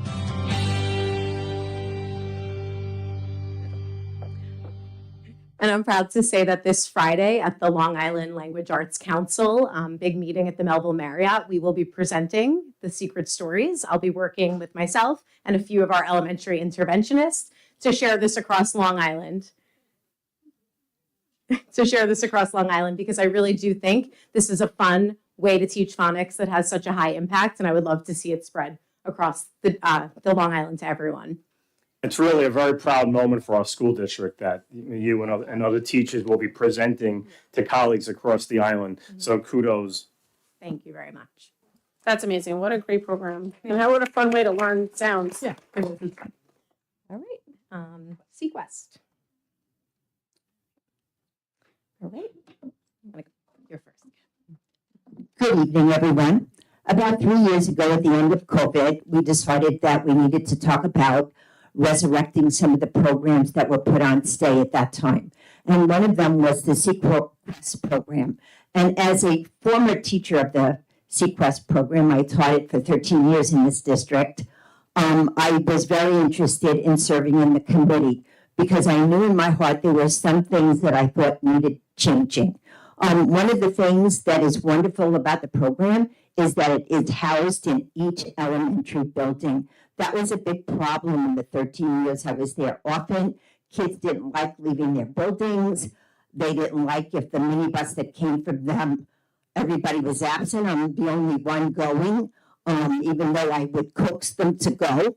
As the principal of Slocum, they would sometimes say, I don't want to go alone, I don't want to go. So we changed that. 4th and 5th grade are included in the program. We use multiple measures of assessment for entrance to the program, including an IQ screener. Sequest kids are working on questioning and understanding, evaluating, synthesizing, and thinking skills. And we'll see in the next slides some interesting things they're involved in. Thank you, Mrs. Rubin. I'm just going to quickly show you a few photos and talk to you about some of the curriculum that Sequest has added to the program in the last 2 years. So the students engage in forensic science study, and they do something called the cookie jar mystery. They basically become detectives, and they solve that mystery using, like blood samples and really cool things, and they absolutely love it. They engage in all different types of cooperative learning activities and challenges. Those include building circuits for a lighthouse. They actually went on a field trip to the lighthouse this year. They do geodesic domes, and they build all different types of structures, such as bridges and playgrounds. They incorporate technology in a variety of ways. They've used the flip and green screen technology to do their own newscasts and programs. We have the Dash and Dot robots, so they do coding with that, as well as the Cricut Design Space software. They learn how to measure and do things and create things that they kind of trying to give back to the school community. They also do higher level thinking through logic puzzles and different games. Here are a few examples. They play 24, Sudoku, and Bananagrams. And now we'll pass it over to Ms. Berger to talk about computer science and engineering. Thank you. Thank you. Thank you very much. So for computer science and engineering in the K through 5, the elementary realm looks a little different than it does at our secondary schools. Starting next year, we have new digital fluency and computer science standards for New York State. So I just wanted you to be aware of that piece of it.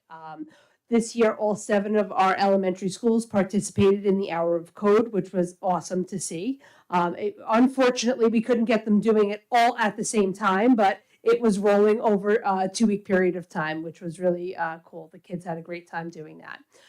So we, the computer science and engineering specialists at the elementary level do circulate around the district. We have 4 of them that cover the 7 buildings. And they do plugged and unplugged activities. They use the New York State Computer Science and Digital Fluency Standards as well as the Next Generation Science Standards. So there is engineering in there as well. So there are innovative workspaces within each one of our elementary school buildings where students get to go to the room as a special. They have a great time while they're there. They're learning, constantly exploring while they are in that room. So some of the things that you may see in these photos are some of our students. We have a variety of different coding opportunities here. We have some robots. Next year, we're looking to get a real cool robot for our students that could be used in all different grades, has multiple languages that it can translate, which is awesome. Kicks a soccer ball. So, and it's all coded. So the students can code it as from kindergarten all the way up through 9th or 10th grade using Python. But the little guys are using not a physical computer. It's an unplugged type of a coding where they will place the robot on different colored squares to make it do different activities and different movements.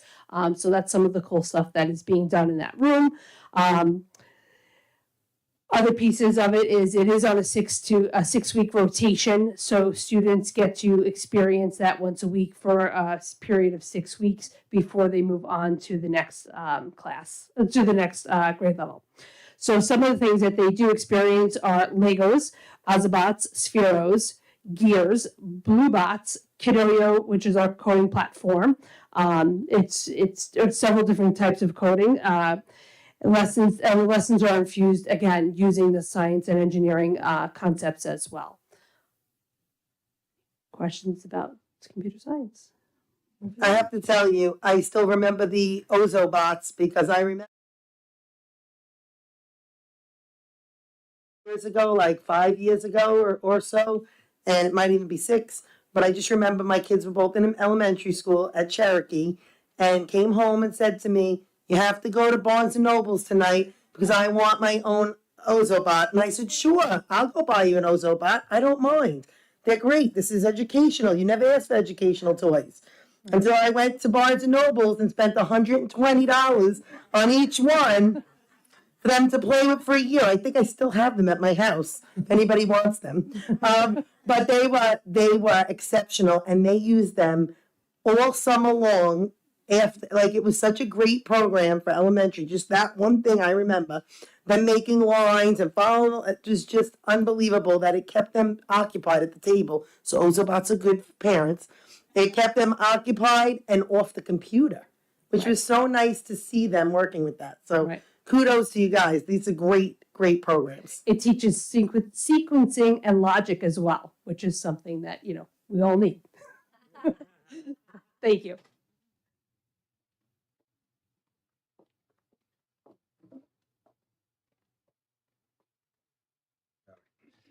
Thank you.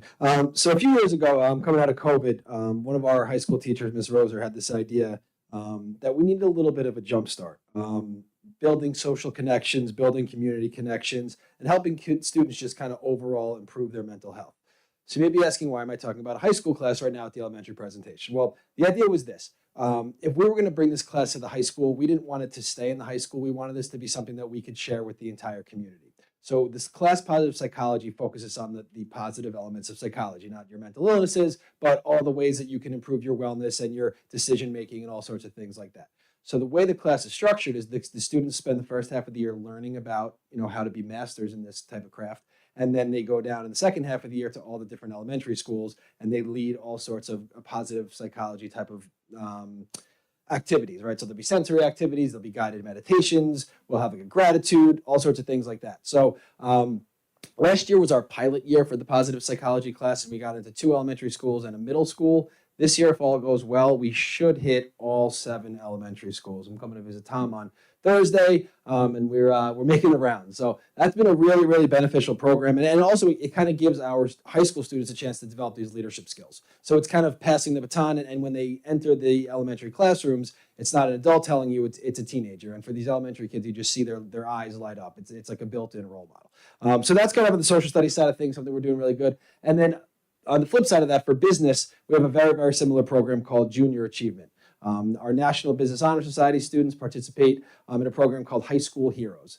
And what happens is they go into, it used to be just 5th grade, now we're in 3rd and 5th grade, and same thing, we're hitting all 7 elementary schools this year, and same idea, we have our high school heroes come in and teach students all sorts of important things, college and career planning, budgeting, getting all their kind of financial thinking going early. The idea is, are they making large financial decisions when they're in 3rd and 5th grade? No, but they're also not doing calculus, and we teach them math, right? So the idea is we're starting them, getting their minds thinking about those things and getting kind of the foundation laid for kind of making strong personal financial decisions moving forward. And that eventually leads into in 9th grade when we have the whole Personal Financial Literacy Day, which is coming up. So really cool programs that we do, that we kind of leverage the positive things that are happening with our high school students and allow our elementary students to kind of experience it in a similar way. That's the thing. I think it's great that there's that collaboration between these older students and the younger kids. Fantastic. Really, really bridging those ages together. Yeah, no, it is good. Great idea. It's not mine, so I can't take credit for it. But It really, it's so refreshing to see the little kids, and their eyes just, when it's not an adult talking or the same teacher or me in a suit, just a high school kid that is automatically just a role model for them. It really is. It's great to see, and it's impactful stuff too, which is nice. Okay, further elaborating on our social studies curriculum, at the kindergarten through 5th grade level, similar to ELA and math, there's a set of New York State standards that we follow. And as a former social studies teacher, I used to teach 7th and 8th grade middle school social studies, which was fun. We want to make social studies fun and come to life. And at ConnectQuat, there's no shortage of events and fun things that are happening across the district. So there's lots of events that are aligned to the curriculum. So from kindergarten, where students get to know each other, themselves, their family, as you progress, it branches out. So they learn about the communities, New York State compared to other states. They learn more about government, and then 5th grade, they get to Western Hemisphere, and there's lots of events and activities that are aligned to that. So just some examples, Native American Heritage, we have Veterans Day celebrations that take place throughout the district, Martin Luther King Jr. Day celebrations, Colonial Day is coming up, so that'll be really fun, and lots of things that are happening with community helpers. So it's just really great to bring social studies alive, have kids talking to each other, really celebrating what makes them unique and different. So lots of great things that are happening within social studies. And here's just some more edit pictures of some of the events that take place. They get better every year, so we just thought we wanted to really highlight those. Every year I go, and it's better than the year before every single school. So kudos to all the elementary school teachers, principals, and teachers. You guys do a fantastic job with all of these. When people say to us, we don't see the diversity in our district, I said, well, then you're not looking.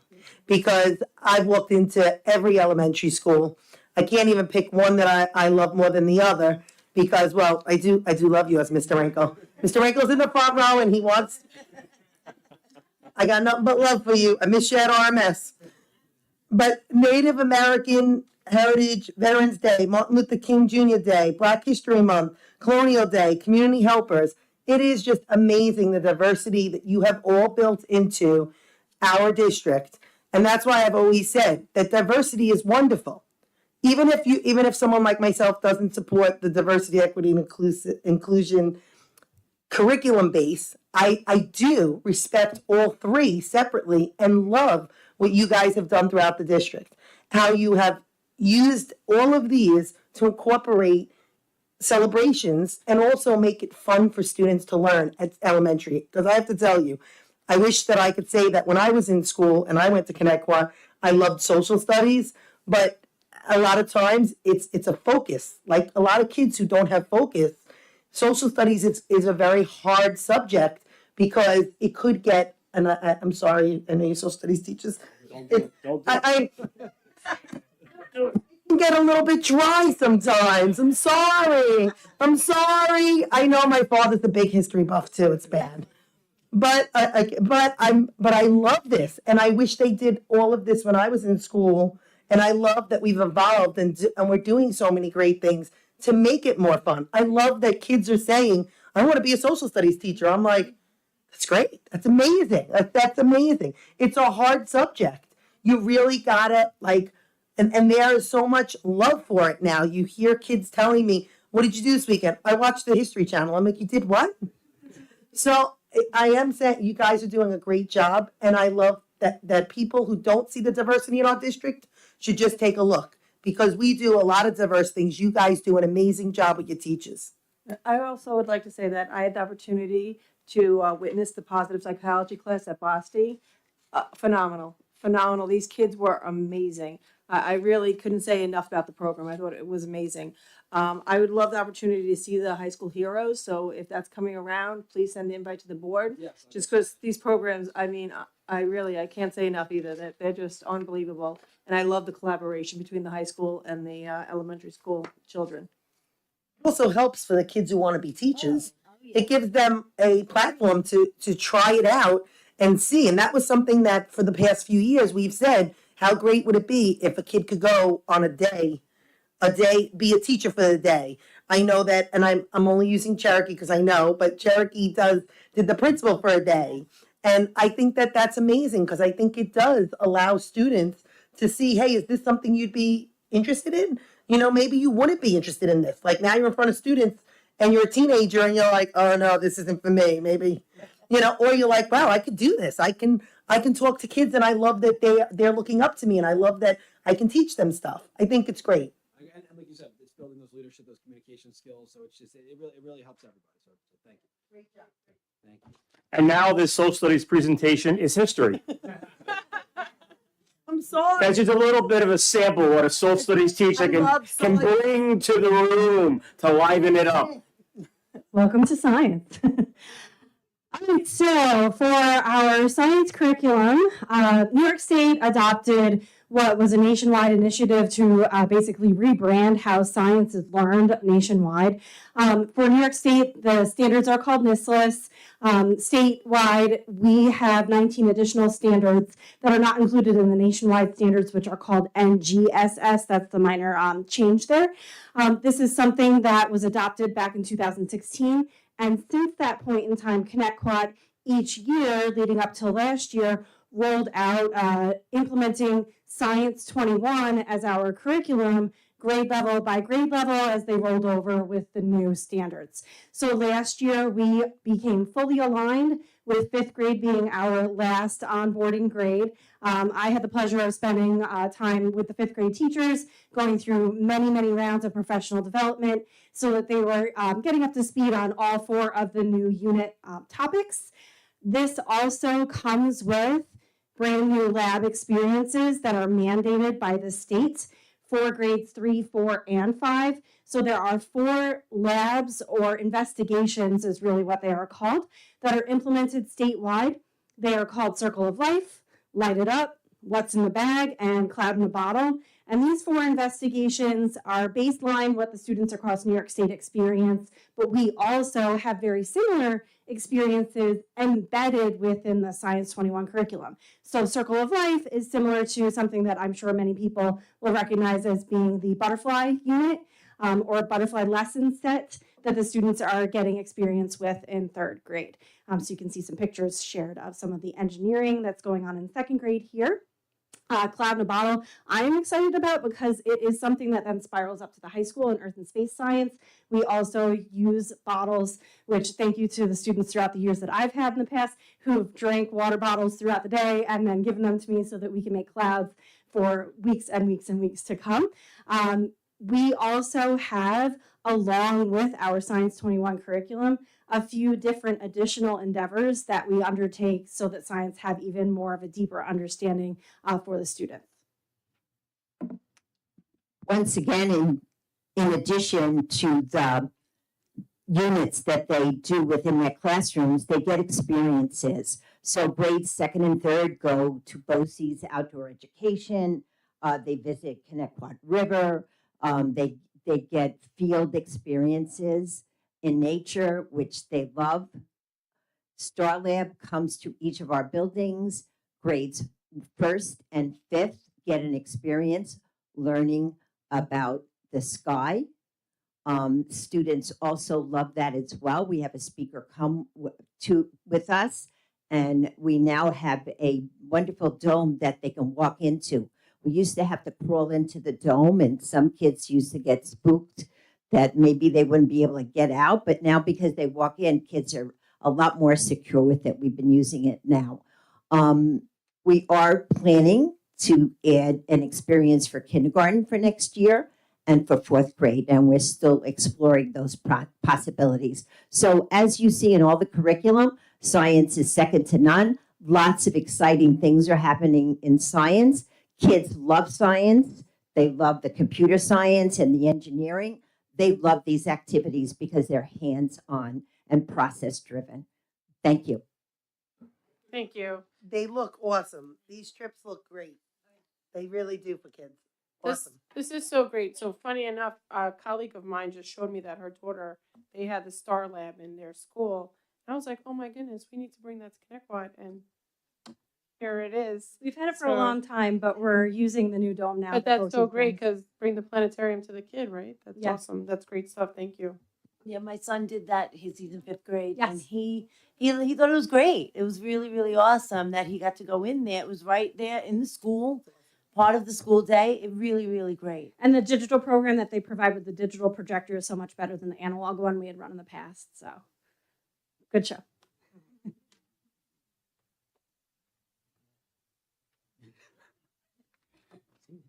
Good evening. Here I am again. I get to talk about something a little bit not quite as dry as social studies. It's the, no offense, but oof. It's the elementary art program. As we know, all students in K through 5 receive art once per week. Throughout the year, the students explore working with various media to create their 2D and 3D projects. They have their opportunities for their work to be displayed at local and county events. One of which is that we usually get the local politicians will send us safety contests where the students will make a railroad safety poster or a bicycle safety poster, and then we enter the contest, and if we're lucky to win, we get a little bit of PR there, but the students feel great about it. They're very excited to participate, and they get their work displayed at local events. In addition to having their work displayed there and their buildings, obviously, they also, for anyone who comes to central office, you will frequently see the cases filled with many displays from many of the buildings throughout the year, which is always nice to look at when we come here before meetings. And also, if you go to Connecticut Public Library, we always have displays there as well. So Connecticut gets around. Our students also celebrated our yearly Showcase of the Arts, which is a wonderful event. It's a district-wide event that highlights all the different projects and styles of art from grades K through 12. There are huge 8-foot boards displaying all the art. I know all the art teachers go through a great lengths to display all the students' art and make a wonderful display for the community. It's always enjoyable as well. It's really a can't miss if you are looking to attend something fun. In addition, we also have some students who participate in the NYSAGA portfolio. This is an authentic assessment tool that is based on the New York State Learning Standards, and it provides students an opportunity to present their portfolios of their work at regional adjudication sites. Got it? Can I ask you something? Sure. Which you may not know, it might be Yeah. for Mr. Malfonte, only because I know a few years ago, we had students who their work was actually won and shown in, I believe it was the Suffolk County Museum, the one in Stony Brook. Is that the one? And I recall like seeing, I went there and I saw Will Connecticut work. Are we doing that still? Are we?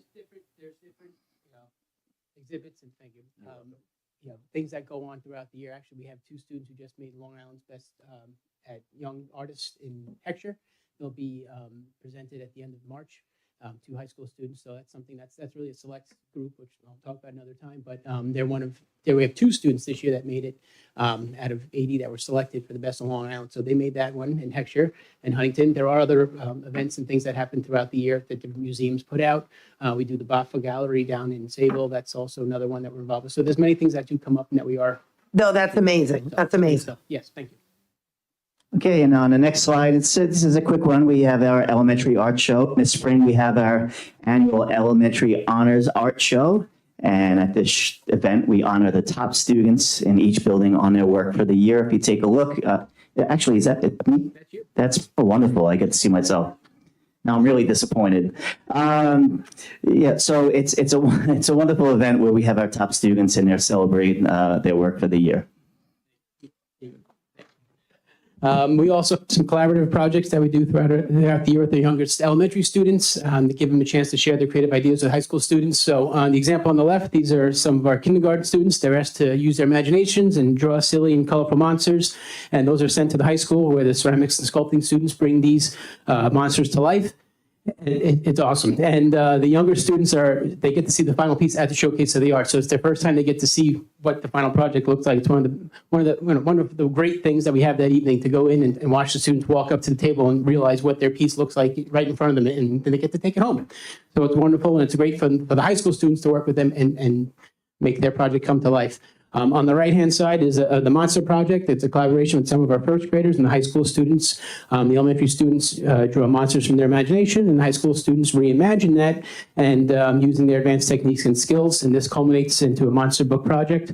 There's also a digital version of this on our webpage. I just did a couple weeks ago. They finished this year's project. So if you go to our part of the website, on the left there's a link, and it'll say Monster Project Book 2024, and it's great. So it's all this year's updated students who made that project possible. And thank you to our teachers for doing that and collaborating with our students. On to the music piece. All of our students in grades K through 2 receive classroom music 2 times a week, and students in grade 3 through 5 receive classroom music once per week, and they work on different musical concepts: rhythm, pitch, form, expression, improvisation, note names, counting, performing, writing, and they use various instruments, different percussion instruments, recorders, ukuleles, and these are some examples of the students doing that in their classrooms. They're using Makey Makey on the bottom right, where they were making keyboards out of clay and then using that programming to create songs and do that. So a little bit of a interdisciplinary project there. On the left, they're doing some creative writing and work with rhythms and things in their class. Also, we have our music ensembles, and which they begin in 3rd grade. The rehearsals before school. They do their lessons once a week in small groups for our choral, band, and orchestra students. And as you know, they perform all over. We have our winter concerts for our advanced groups.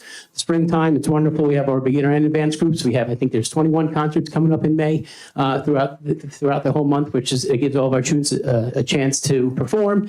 And for some, it's their first time getting up there on the big stage, and it's a wonderful experience if you get to check those out. We have our district-wide concert coming up the same night as Showcase of the Arts, and we perform at different celebrations and ceremonies, some that we've already discussed, like on the left is Duffield, their flag raising ceremony for their Veterans Day. On the right was Cherokee Dia de los Muertos, and the orchestra was playing when the students came off the bus.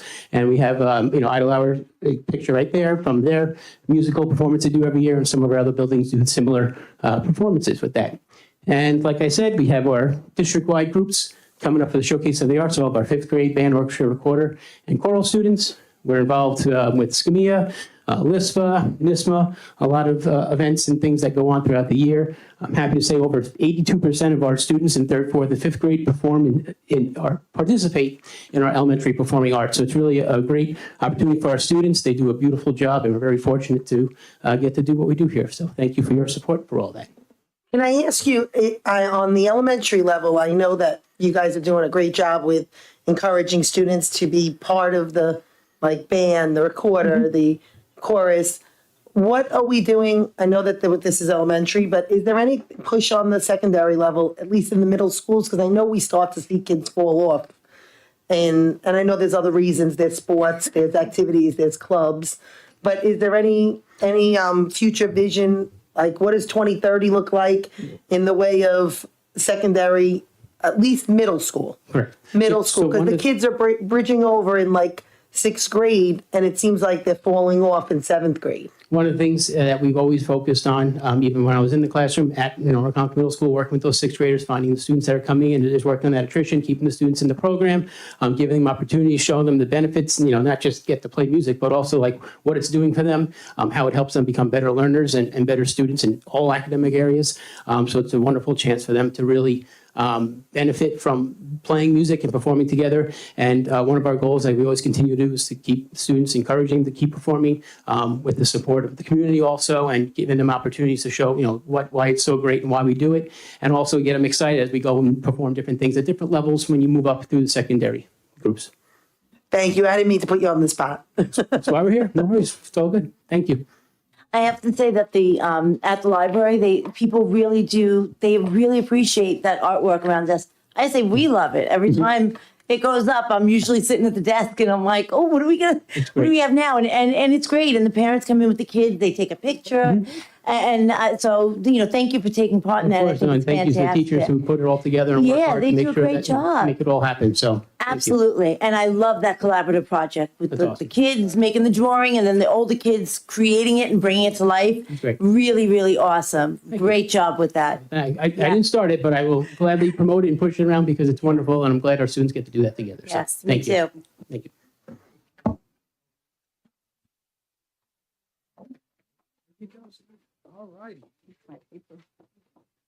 Good evening. It's interesting. I've been sitting here and we're a little bit over an hour.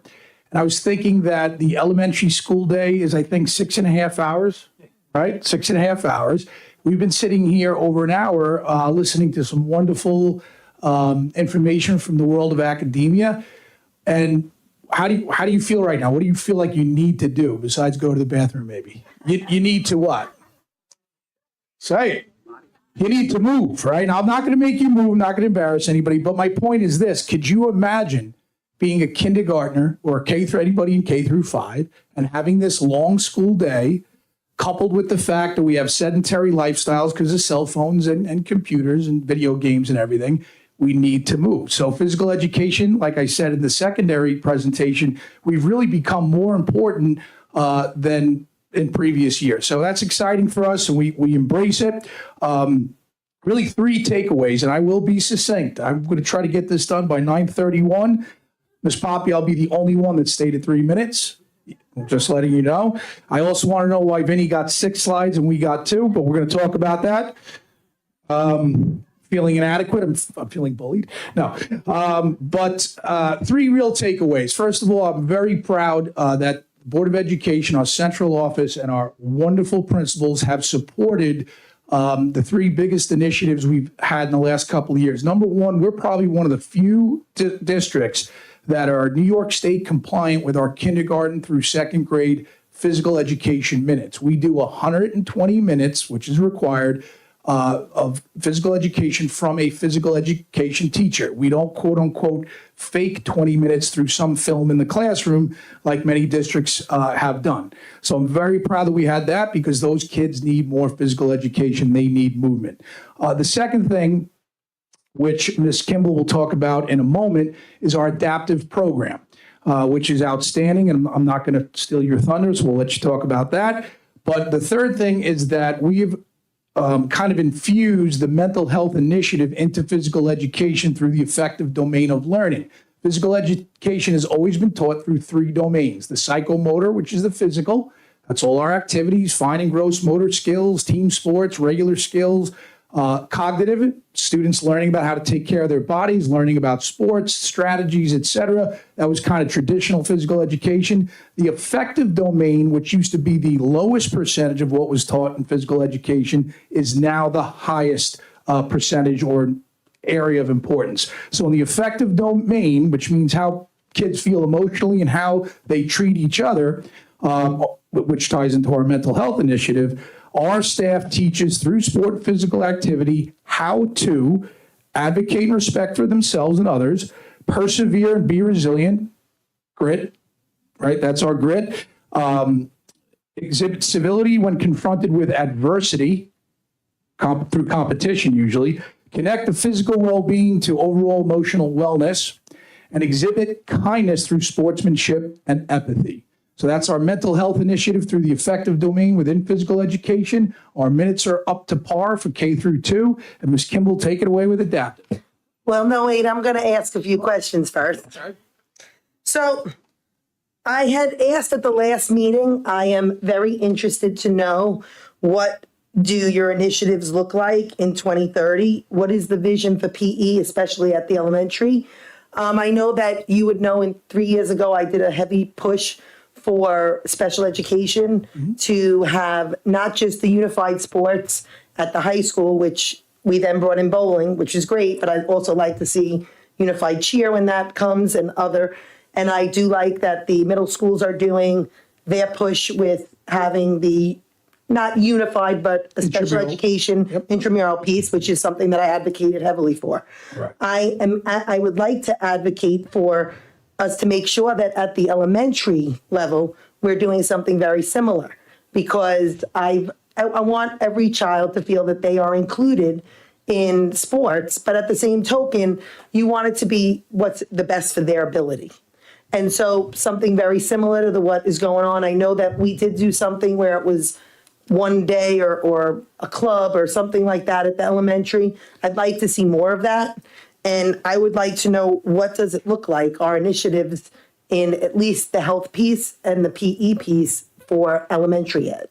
At least in 2030, when I look back at what we, what did we do on the board and what did you guys do?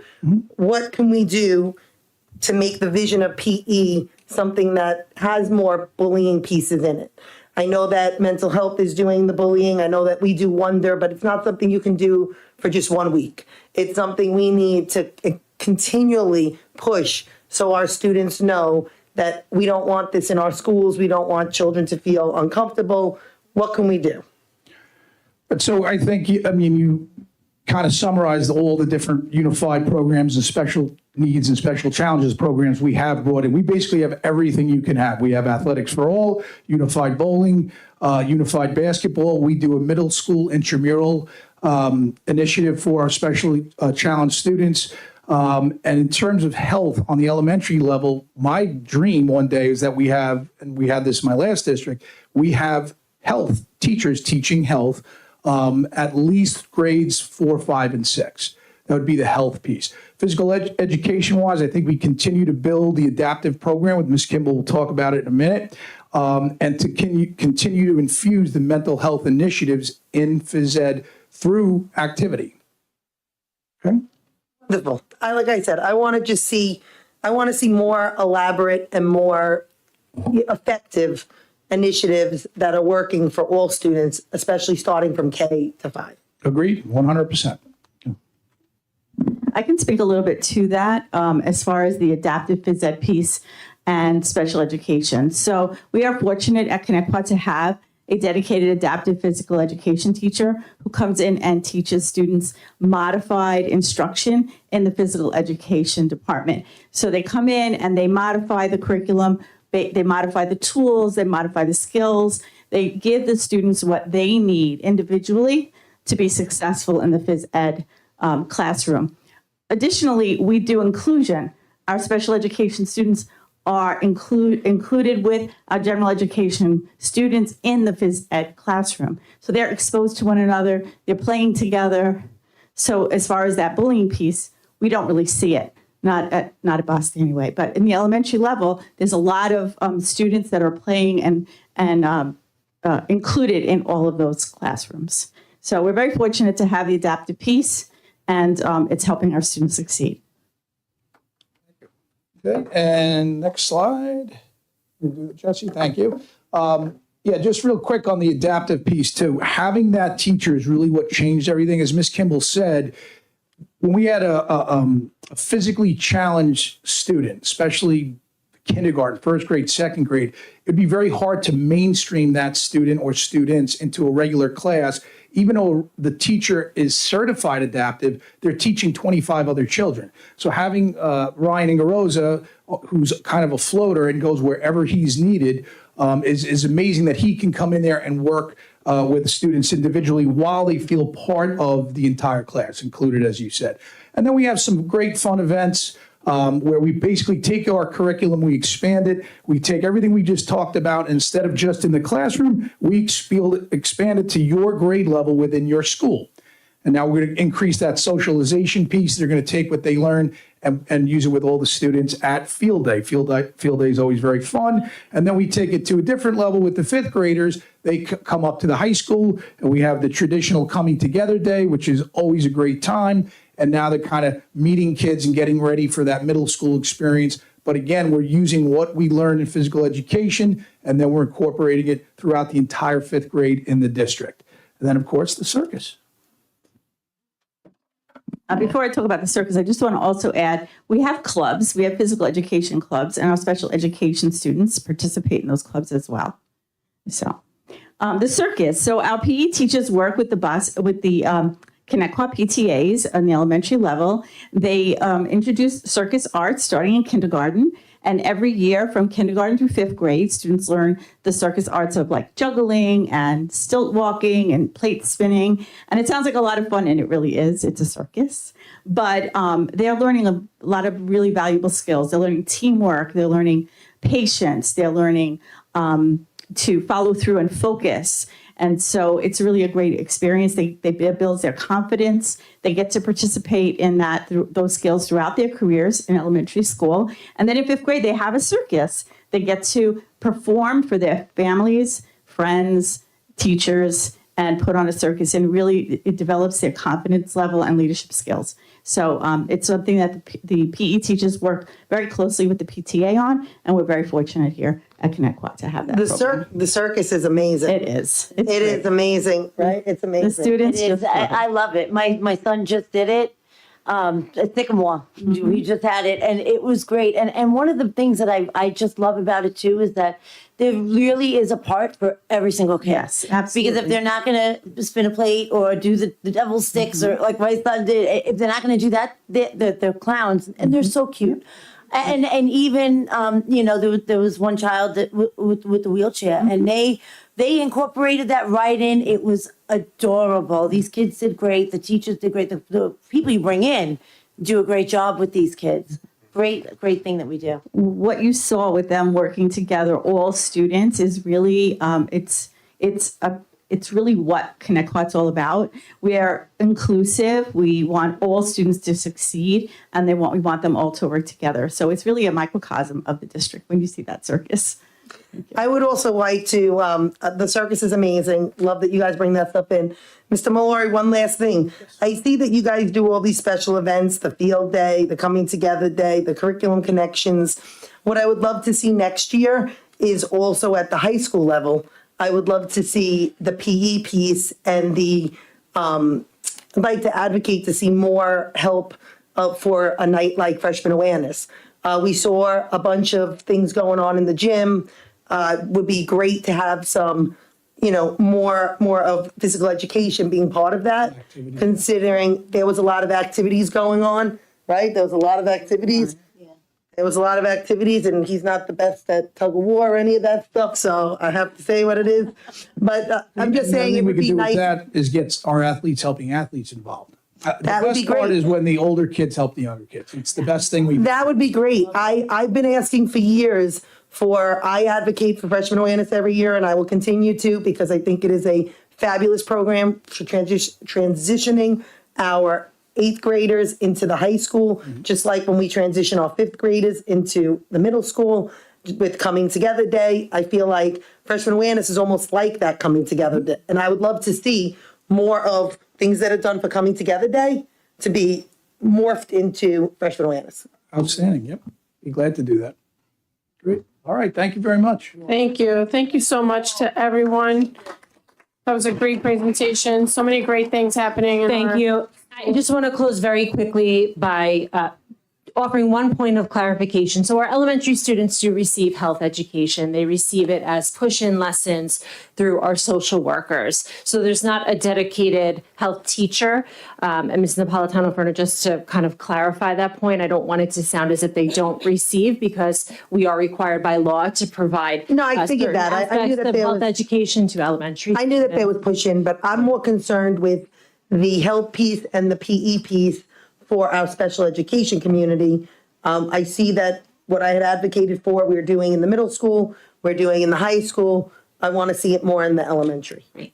And that falls, unfortunately, in the future of athletics and the vision. Great. Thank you. I just wanted to take a moment to thank the Board of Education, because without your support and all of your efforts to support our instructional programs universally throughout the district, none of the work that was presented tonight would be possible.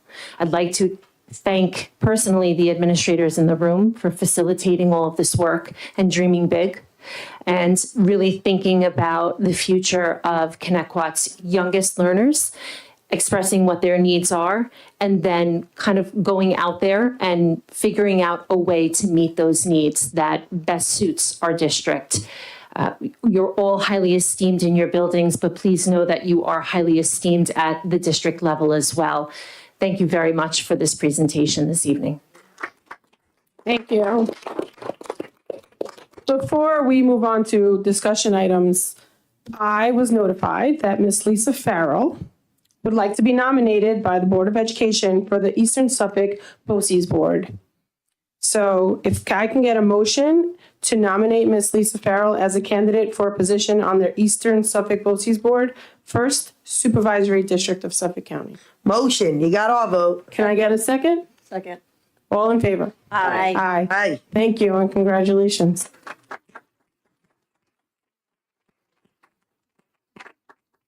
All right, discussion items. Dr. Centimore. Yes. All right, thank you. So I'm going to echo the sentiment of our Board of Education and our esteemed Assistant Superintendent for Curriculum Instruction, Ms. Poppy. I'm so proud right now of our team here, of administrators, our principals, assistant principals, our directors.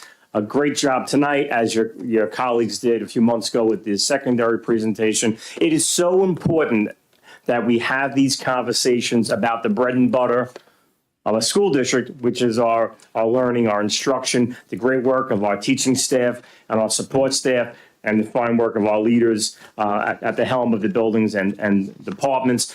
We need to see the fruits of our efforts, and they're there. There's so much to be proud about, especially instructionally, academically, and at the same time, identifying areas that we want to sink our teeth into further for further growth. This is what organizations of excellence, school districts of excellence do. I know a tremendous amount of planning went into this, and we only delayed you like 3 or 4 or 15 times. You know, we basically changed seasons on you, and you were very good sports about that. And thank you for your dedication, professionalism on behalf of our children in this community. It's a very proud night. I know sometimes I may sound like a broken record. Please always know it's coming from the heart with full sincerity. This is an outstanding school district that we have here in Connecticut. There's so much to be proud about and so many great things happening. It is important that we continue to highlight and discuss it. We started the evening recognizing yet again one of our teachers and staff members, another outstanding student with that great Operation Hat Drop. It's just, you know, and it seems like every week that we have a board meeting, we could be bringing in more of our staff, more of our students. It's just a testament to what is happening here and the support all around. You may notice I have a little extra hop to my step today. I think it's because the clock's moved ahead an hour. To me, this is the start of spring. I know we're a few weeks away. I know we got our science people there. We're not there. I know. I understand. You know, we got an eclipse coming in a month. It's the first sign of the apocalypse or something. I get it. But to me, you know, once those clocks go ahead an hour, the daylight is longer. You know, I know at the high school level, spring sports have sprung, you know, so it's just a very exciting time of year. So I'm going to give a very robust, I don't know about how succinct, just a kind of a lay of the, you know, a state of the district, you know, as of March 12th. So, and I will ask Bob when I'm done, Mr. Hauser, to kind of, you know, go into a little bit more detail, but you know, our free breakfast and lunch program has rolled out. I know we have some other questions too that we'll certainly get into a little bit later on. Let me start by thanking our food service staff. And let me, please. This was not like we were years or even a year in the planning. You know, when this opportunity presented itself, of course, you know, Mr. Hauser dove into it, and then the rules changed a little bit, which was a good thing because it allowed for increased eligibility. There wasn't a large period of time. And like many of our support staff, our food service workers, our kitchen staff, they are the troops in the trenches. So when Dr. C is like, yeah, we're going to recommend and roll out the free breakfast and we're going to expand the lunch, easy for me to say. All right. These are the people, talk about, you know, elbow grease in the kitchen. These are the people in the trenches getting it done. They need to know with full sincerity the love, not just appreciation, the love. And that extends because when you roll something like this out, It impacts everybody, our custodial staff. It impacts our teaching staff, other support staff. Oh, by the way, our leadership, our building leaders who are trying to figure out how to make it work with, X amount of time for kids to get off the bus and trying not to cut into instructional time during the day. This is a beautiful thing we're doing. We're feeding children. We're helping to meet financial needs of many of our families. This is a beautiful thing. It is going to be a work in progress. We just rolled it out. We're going to keep looking at it. We're going to keep revisiting the logistics. We're going to keep an eye on some of the food options and see what we can do in the near future. Maybe about adding a hot component, particularly with the breakfast. But our people need to know how appreciative we are. This was a major, major undertaking, and it's in its infancy. We're 2 weeks old, practically, and just know how much I feel, and I think I speak for a lot of people about the appreciation. In terms of the time component, some of our buildings have had to look at that, especially with the breakfast component. I know at Rock Middle School, they are going to look to move their couple minutes of morning announcement time into the breakfast period, but it doesn't cut into the instructional time. And that's a key thing. We're trying to maintain that instructional time as much as possible. I know, Bob, Mr. Hauser, I'm going to ask you at the end of my update to just kind of re-explain how the financial piece of this works, the self-funding piece. And then I know later on in board discussion, there may be some additional questions. And I know the community has questions. When I was at a recent civics meeting, I was asked some questions. And it's our pleasure to be out there and to take these questions and to answer them. So I did mention that the spring season at the high school has started. Mr. Mallory is chomping at the bit in the next board meeting to give us a very elaborate review of how the winter season went. Incredible. In a previous board meeting, I had mentioned several of our athletes and teams, particularly that had state representation. We also had gymnasts as an all-state that Mr. Mallory will highlight. We just recently hosted. I know a lot of times we talk about high school level sports. Our middle school programs are outstanding, and was very cool. I like to call it the Battle of Connecticut, when the two schools compete against each other in various sports. But what was nice was a couple weekends ago, we hosted a full day volleyball tournament, and both of our middle schools were there. And it was so cool. I got to stand at mid-court, one leg on one side, one on the other, and my head kind of on a swivel watching OBMS and Ron. So I know a lot of planning went into hosting of full day events, and you're used to it at the high school level, but when you see it at the middle school level, it's really, really very cool. So kudos, and we look forward to that report on how great our winter teams did, and they really did. We've seen and heard some great things about the arts. Ms. Malfronti mentioned that we do have, in terms of Long Island's Best, we have two students. He'll speak more about that in the future. I want to give a lot of accolades and kudos to our PTA. What was it, about a week and a half ago, 2 weeks ago, when we hosted the Harlem Wizards event. Over 800 community members came, a packed high school gymnasium, over 50 of our staff. A huge thank you to our staff administrators, board members. You might have seen a cabinet member or two out there, and community members, a lot of volunteers, people helping the PTA, a lot of our parents and the board members out there helping. It was just a beautiful night bringing the community together. And when you talk about planning, I know from attending the PTA meetings, the PTA council meetings, how much labor went into that. And so a huge thank you to everyone who supported the event, our staff who participated, and certainly especially our PTA for a tremendous amount of work that went into it. Whenever I speak publicly, whether it's at a civics meeting or here with my updates, I always try to acknowledge the work of our community organizations. That's how I was raised. My parents were very involved. My father started the Booster Club back in my youth. And so, besides our PTA, all the work that our SEPTA does, all of our music and art boosters, our athletic boosters, and all of our civics associations, all they do for our students in the community. I appreciate the fact that they always open their door to me to be able to speak and highlight about the things that are going on, throughout our district. It was referenced early in the presentation. One of the things that I absolutely marvel at is when I go to the elementary schools and I see our high school students there pushing in and being mentors and teachers. And we have numerous clubs and organizations and classes across the curriculum that are doing this. And I've said this before publicly, but to the little ones, oh, there's the superintendent. Yeah, who is he? But when those high school kids push into those elementary classrooms, it's like Taylor Swift has entered the room. Okay, the rock stars are coming in, and that's how we bring the community together. And just kudos and a credit to our teachers and our administrators who are overseeing all those various programs. I have to shout it from the highest tower how thrilled I am with that. In terms of recent events, I know we had a great student update. We've had some wonderful things recently over at the high school. The international night was incredible. Again, it just highlights, I think someone mentioned earlier, 21 different languages spoken in our community.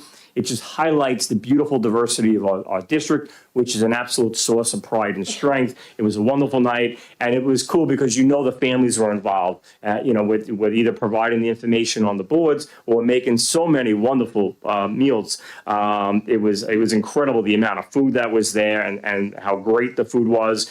The lasagna was gone in like 30 seconds. I was kind of outraged by that. I never, the stew. I mean, yeah, cool. All the different pastries from across the world.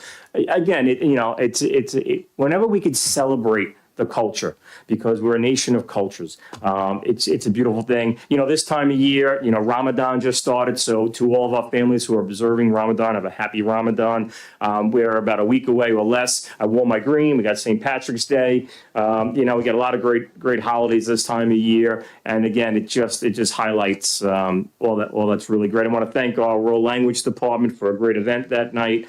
ENL department was mentioned earlier. Later this week, you have the ENL night. We're very excited. And so I call it like a double feature night because you can go to that. Was it like 6 o'clock that starts? And it's at Rock Middle School. And then you can go to that, and then hopefully you bought your tickets already. Then you can go. It's the double feature night. You can then go see the Mamma Mia, the musical, and see how outstanding our kids are with that.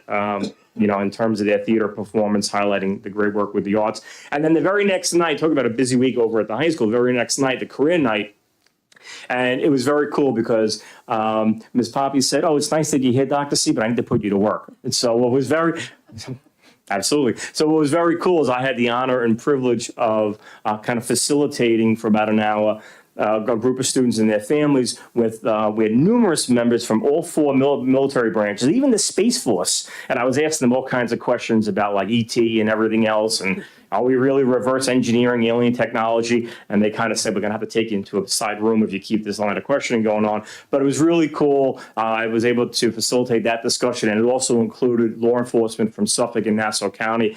A great night. And to see so many of our residents and alumni coming in to speak about their career paths, a really diversified field of career paths, and hearing the same message, I want to give back to my community, whether it's because I currently live here and or I graduated from here, once a Thunderbird, always a Thunderbird. Just absolutely incredible. But it's not like, only the secondary level focuses on careers, because I know our elementary schools expose our students as well. One elementary school has their career day coming up, Cherokee Elementary, which is very cool.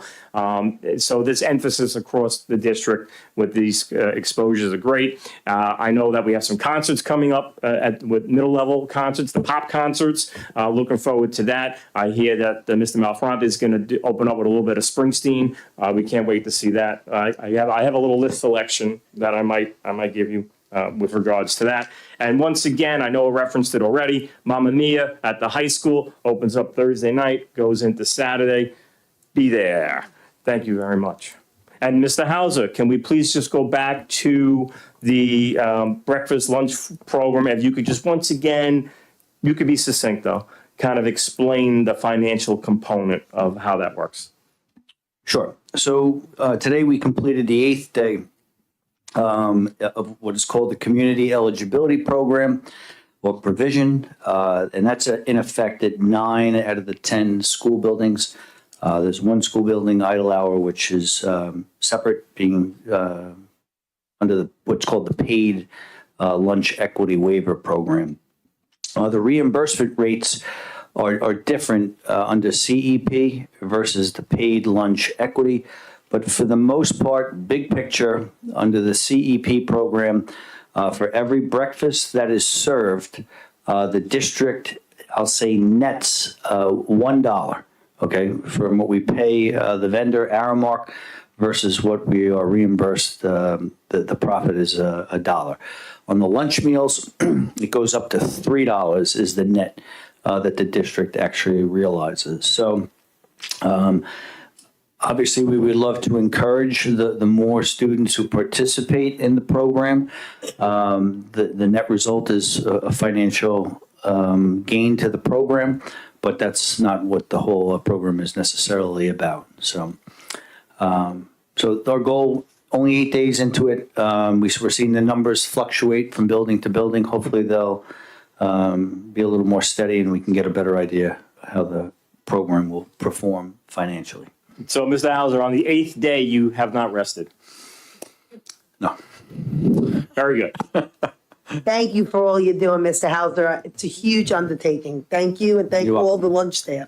Appreciate Especially it. them. Yep. Would you rather ask my questions now, Marisol, or you want to wait? No, I'll wait. Okay. Yeah. Thank you. Moving on to Board of Ed topics. So we have competition dance team, Ms. Napolitano-Furno. Yes, first I'm gonna just state that, to piggyback off Dr. Fentimore, that the Harlem Wizards game was amazing. Thank you to all the PTA, everyone that set it up, everyone that invited us to play. Jackie and I can say it. We had a fantastic time being included and involved with the awesome staff, and really playing against the Harlem Wizards was a lot of fun. It was great to see so many kids out there playing and enjoying themselves. What a fantastic, fantastic event. So thank you for all you guys did. Foreign Language Club had so much fun going and visiting for the Honor Society, the Foreign Language Honor Society, and all they did at the high school. What an amazing event. Thank you for including us, inviting us. I'm looking forward to Mamma Mia, so good luck to all the students that are going to be acting and on stage or with the stage crew. Thank you to the teachers running it and the advisors. Looking forward to Mamma Mia. It's going to be a blast. The what? Oh yeah, the pit, everything. They did. I'm looking so forward to everyone who's involved in Mamma Mia. Thank you for choosing that. It's one of my favorite plays. I can't wait to see it. Competition dance team. I put that on months ago, and it's back because I think we kept pushing it off. I just wanted an update what we were doing. If you guys could give me that at the next meeting, that would be fine. I have an update to share with you now. So after Mr. Malafronte provided some information to me, after the football season, our kick line started investigating different opportunities for them to be competitive in that dance realm. So locally, they've competed in 4 competitions. This is up from the 2 that they kind of dipped their toe in the water with last year. And we're looking for ways to enhance their competitiveness into next year. So right now, we're looking at and exploring different types of opportunities to kind of set them on the local stage. And I know that there are a number of different national competitions that, people may be eyeing as well. So we're in that process of investigation. But there were 4 local Long Island invitationals, I'll call them for lack of a better term, in which our Connecticut team participated. Now, are we getting the word out, because I hadn't even heard about it, are we getting the word out to the students who are interested in competition dance, so that may not have known that now this is what is going to become partially competition dance, so that maybe they go and try out or they join. I don't know if it's something that they have to try out for, or if it's something that we can make sure more students are eligible to get on now that we're making it competition dance as well. Are there going to be more slots? Are we going to make it a bigger team to include these other children who are interested? I mean, we talk about inclusion. I think we should see if we can include more people. Those are great and valid points, 100%. If we're kind of changing the programming, right? How are we being responsive to the existing group and potentially others who would like to participate in these different types of dance, because I guess there are different categories of dance that the team has been competitive with.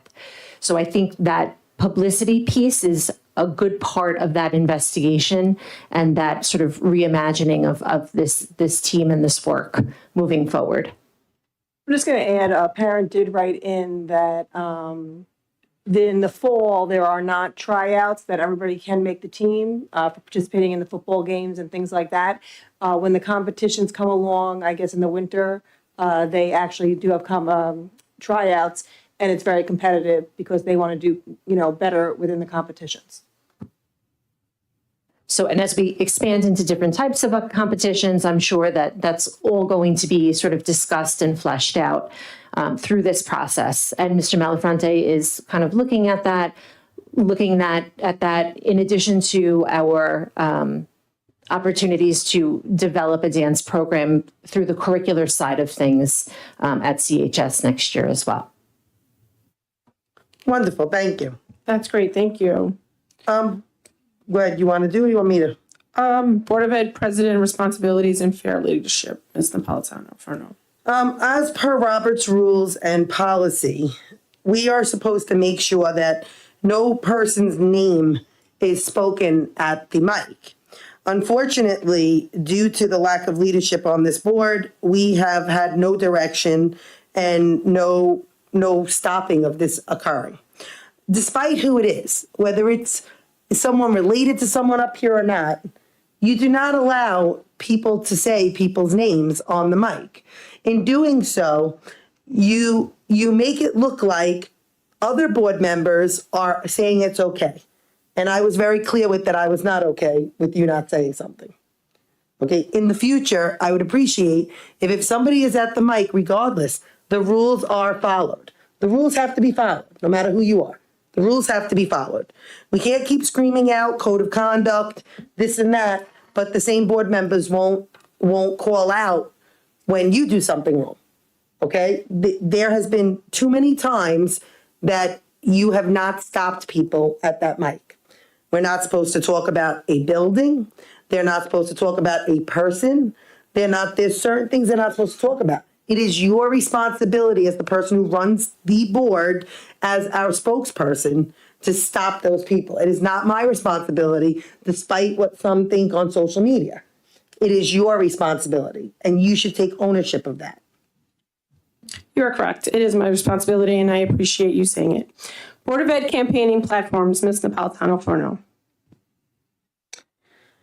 Unfortunately, what we are seeing, sometimes things that you guys don't see behind the scenes, I think that it's kind of very unproductive.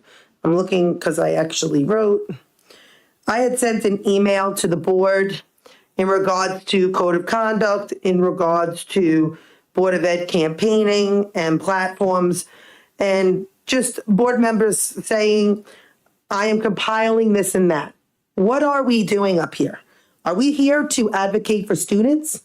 Or are we here for each one of us to compile things on one another to try to remove board members? I think that you all need to start to actually answer that question. Are you here to advocate for students? Or are you here to try to remove other board members? Because you got to make that decision. People put you up here for a reason. It wasn't to waste taxpayer money. It wasn't to do all these other things that are being done. It was to advocate for students. I know that I advocate for students. I don't know that everyone else does. Thank you. Breakfast lunch program, Ms. Iannatelli. I'd like to start off by saying that, oh, was it about the, oh, okay. Saying that, I said at the last meeting that I was not a fan of the plan that we put together for the breakfast lunch program, and that still stands for me. But the fact that we have this now in place, we have to work with what we have. I'd also like to say that just because I don't agree with the plan we have does not mean that I think someone or somebody, more than one, do their job incorrectly. Many times I don't agree with my boss at my job. Many times people who work for me don't agree with me. It doesn't make my boss bad or me bad. It's just sometimes you disagree on the path that you want to take. So I just would like to point out that just because people disagree doesn't mean that someone is doing their job on the whole incorrectly. With that said, I would like to answer that when you're done. yeah, I'm going to let Bob answer my Well, question. if you're going in a different So, direction, then I'd like to answer that. Well, I'm not going in a different direction. Now, the fact that our district went in this direction, now I have questions. Well, no, you with just brought up the staffing issue. Okay, can I get through? Can Ms. Anatelli just finish her discussion? Thank you. Okay. It's okay. We're just going to let her finish. Okay, so Bob, I had sent Bob these questions in advance, so he had time to be able to be prepared. I said, can you explain how hiring 12 full-time kitchen staff is enough to cover the breakfast program?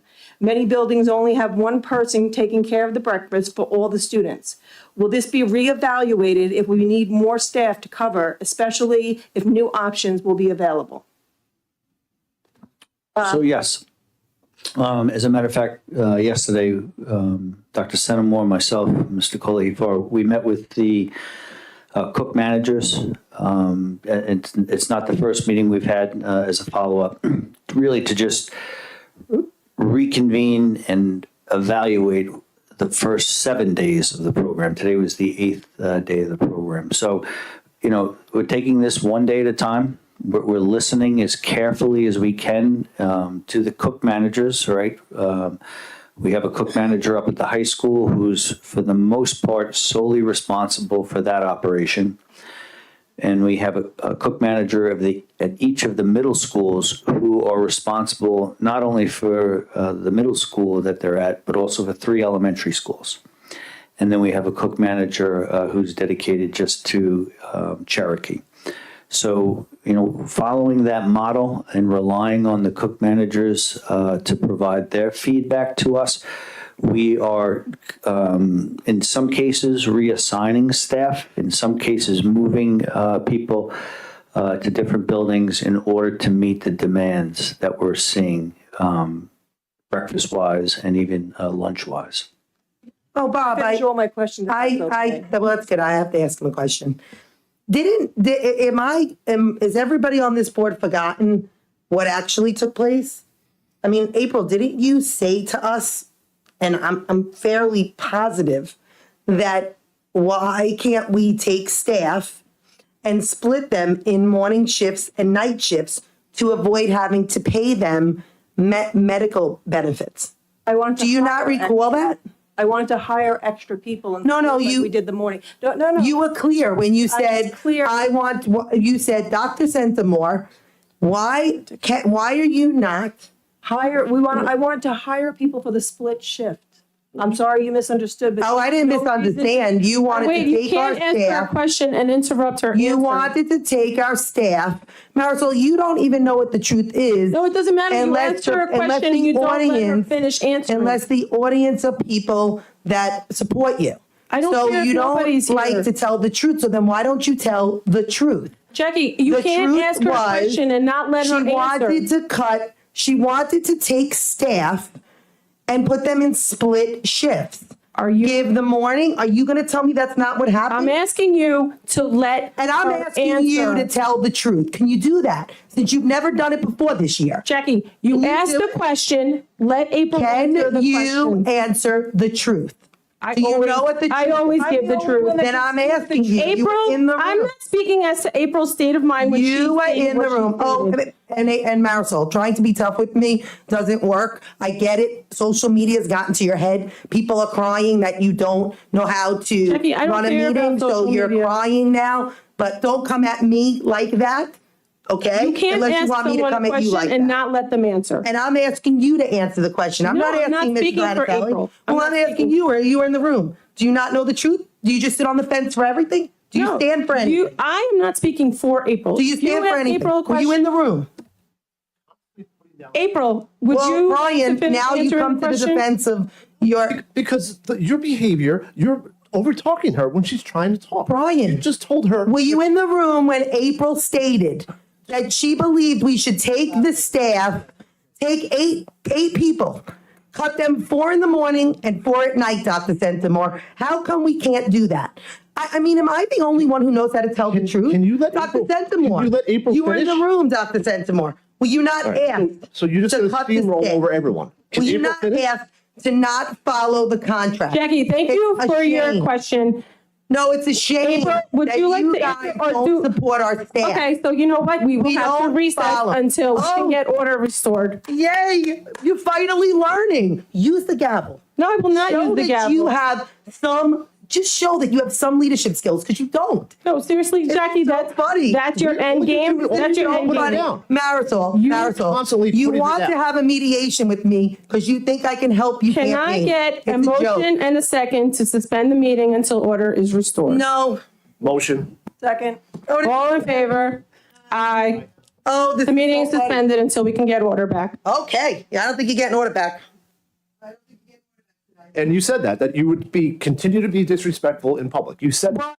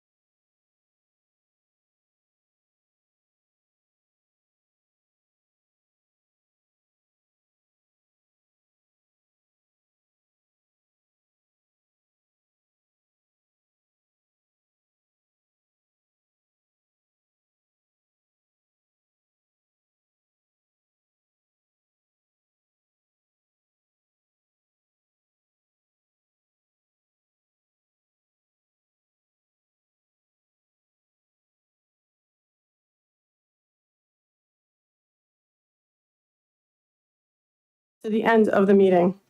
Motion. Second. All in favor? I'm definitely not doing that. And I'm going to 100% ask my question because Mrs. Iannatelli had no problem when it stopped Okay, rolling. we're just telling taking the a vote truth. right now. All in favor? Well, I'm asking the question. So Okay, I'm you're going a to ask no? the question. I'm a no, and I'm asking the question. We ended on a question, and I would like her to say what she said in public, what she said when everybody left. What's Okay, the problem? and when we resume discussion items, she will. No, answer. I think we're going to do that now. Well, we just voted no. so- Okay, well, I'm letting you know that I'm still waiting on this, and I would like to know. And I asked my superintendent a question, and I would like the superintendent to answer. As a board member, I have a right Yes. to ask the superintendent a question, and I did. And we will have these answers when we get back to the discussion items. Well, Can I call for a I'm motion? gonna wait for Dr. Centimore, and I guess you're gonna be calling the meeting. Because I'm gonna be sitting here. Three and I'm people go- just voted to add. And discussion items to the like end. I just said, I asked Dr. Centimore a question. He is the superintendent. I can't move on from this until my question is answered. You want to speak about other board discussions at the end, that's fine. I asked the superintendent a question as a board member, and I would like an answer. And I don't think that that's asking too much. Show some respect for the question I asked. Okay, fine. Go ahead, Dr. Centimore. Dr. Centimore, was I in any way, am I misunderstanding what was asked? When another board member wanted us to circumvent paying healthcare benefits, not following the contract, which definitely would have caused the grievance, and having our staff lunch ladies do split shifts, which I was 100% against, because while some think it's fiscally responsible to look into that, it also creates and causes major problems in the way of how you're treating your staff. You should treat your lunch ladies the same way you would treat the CEO. That meaning that whoever is entitled to healthcare benefits should be allowed healthcare benefits as per their contractual agreement. We should never hear from a board member, which we did, that why would we pay $40,000 in healthcare benefits when they don't even make $40,000 in healthcare benefits a year? That is not how you make decisions. You follow the contract.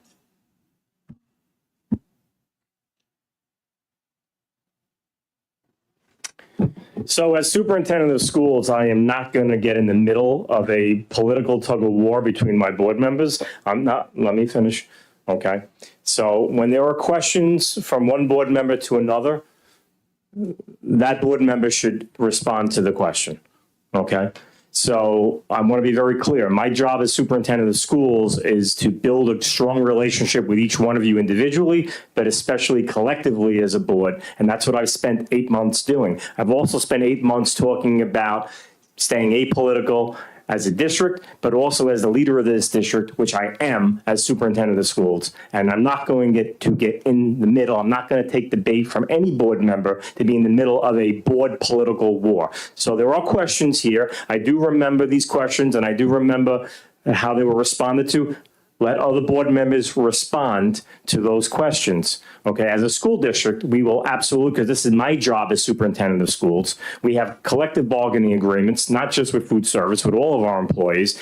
And it's my job as superintendent of schools, working with my administrative team, to make sure that as a district, we adhere to collective bargaining agreements. Now, if there are things in those contracts that we'd like to pause or change, well, then you have to sit down at the table with those respective association, union leadership and have that dialogue, whether it's a formal negotiation or if it's something that you're looking to do on a temporary basis. That's how you have those conversations from a superintendent and school leadership perspective. So I respectfully defer with regards to responding about any board member's question back to that board member so they could speak. April, would you like to answer? No, because we are moving board discussion items to the end. All right, well, I'm going to ask, I would like to ask Mr. Hauser a question about the lunch because that's already at where we're at. No, because And No, yes, because we that's have- not a lunch. no. That's not a thing. I need it before we vote. I need to question him about the budget before we vote. Okay. Thank you. So when we get to that item Mr. and we call Hauser. for a motion and I ask if there's any questions, you can Well, ask then your we're going to be question. pulling a lot for separate votes. Fantastic. Let's do that Can I right please now. call for a motion and a second to approve the first meeting of the following policies? 0100, equal opportunity and non-discrimination revised, and 5225, student personnel expression revised. motion. Second. Does anybody have any questions? I do actually. I have to just address the first reading of the equal opportunity and non-discrimination policy. And I noticed a part of this policy, which is highlighted in green, right on that first page. It states that the district will follow the regulations from the state education department on creating a safe, supportive, and affirming school environment for transgender and gender expansive students. So I just wanted to discuss that a little bit, that about the wording of that. First of all, the policy is meant to be equal opportunity, non-discrimination to everyone. So I want to be sure that we are going to create a safe, supportive, and affirming school environment for not just those students, but any of the our straight students, our bisexual students, our gay students, everybody, not just them.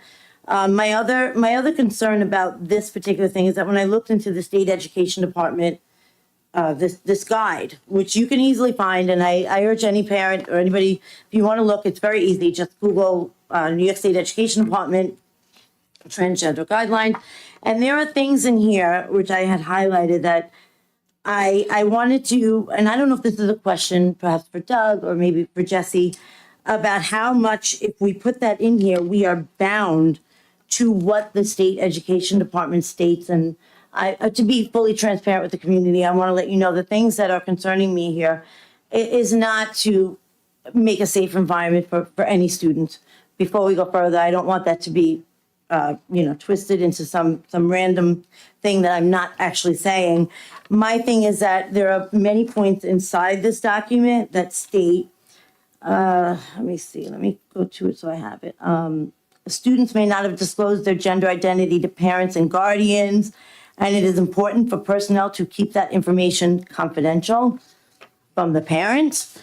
Another part I see is, may begin their transition at school without parent guardian knowledge. I have really big concerns about that. I am not for leaving parents out of anything, especially something like this, that they state that they will do the social transitioning of a name change and pronouns and all that. If that is something that is the parent is part of and everything, that's their choice to do that. And I have great concerns about us committing, I don't even know if committing is the right word, but having a policy like this saying that we will follow those regulations, we may find ourselves in some sort of a lawsuit. There's a school district, and I cannot remember the name, but where they did start the social transitioning. I believe the child was 9. A huge lawsuit there because it was done without the parents. So I think we could find ourselves in a lot more trouble if we do not include the parents. So I do want to ask a few things. First, I would like to know how bound are we to follow this particular document if it is written into our policy? I don't know who that's. So let me start, and I'm going to then pass the baton to counsel, Mr. Spencer. Mr. Spencer, when you do speak, if you can differentiate, there's some great questions built within this. Differentiate between a state regulation as compared to guidance, which could be more of a recommendation. And could you also speak to scenarios where, in terms of parental knowledge and health safety scenarios where about endangerment, we've had some difficult type scenarios where the law is just, blurry and guidance was needed to be given to, a building or something. If you could just, and I hope that will answer most of Ms. DiLorenzo's questions, but of course, Ms. DiLorenzo, you follow up accordingly. So just a few things. One, to respond to your first question, right, regarding the inclusivity language. So that question has come up in a number of other school districts, and our recommendation simply to them was to amend that language to just say all students, right? So that language was just removed, and it was changed or modified to just read all students, right? So safe, supportive environment for all students, right? Regarding your second question and what Dr. Santamore referenced, and I'll just kind of go back in time a little bit, and it was when Dr. Santamore just first came to the district, and he was, and I was happy to join him and his administrative team for opening day ceremonies. And we did provide at that time a bit of a presentation on the new guidance that school districts received from the U.S. Department of Ed and the New York State Department of Ed. Okay.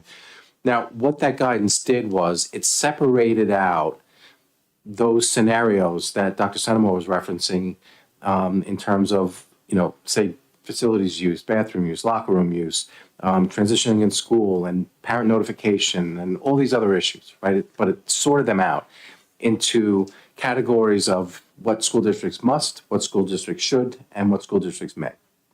Okay, and we provided some guidance in that respect, and have been providing ongoing guidance throughout the school year, right? Because it's a dicey situation, because it's not clear exactly in some scenarios what the law is, and frankly, sometimes districts are uncertain as to which way they should go, right? Because sometimes it's a political decision more than anything.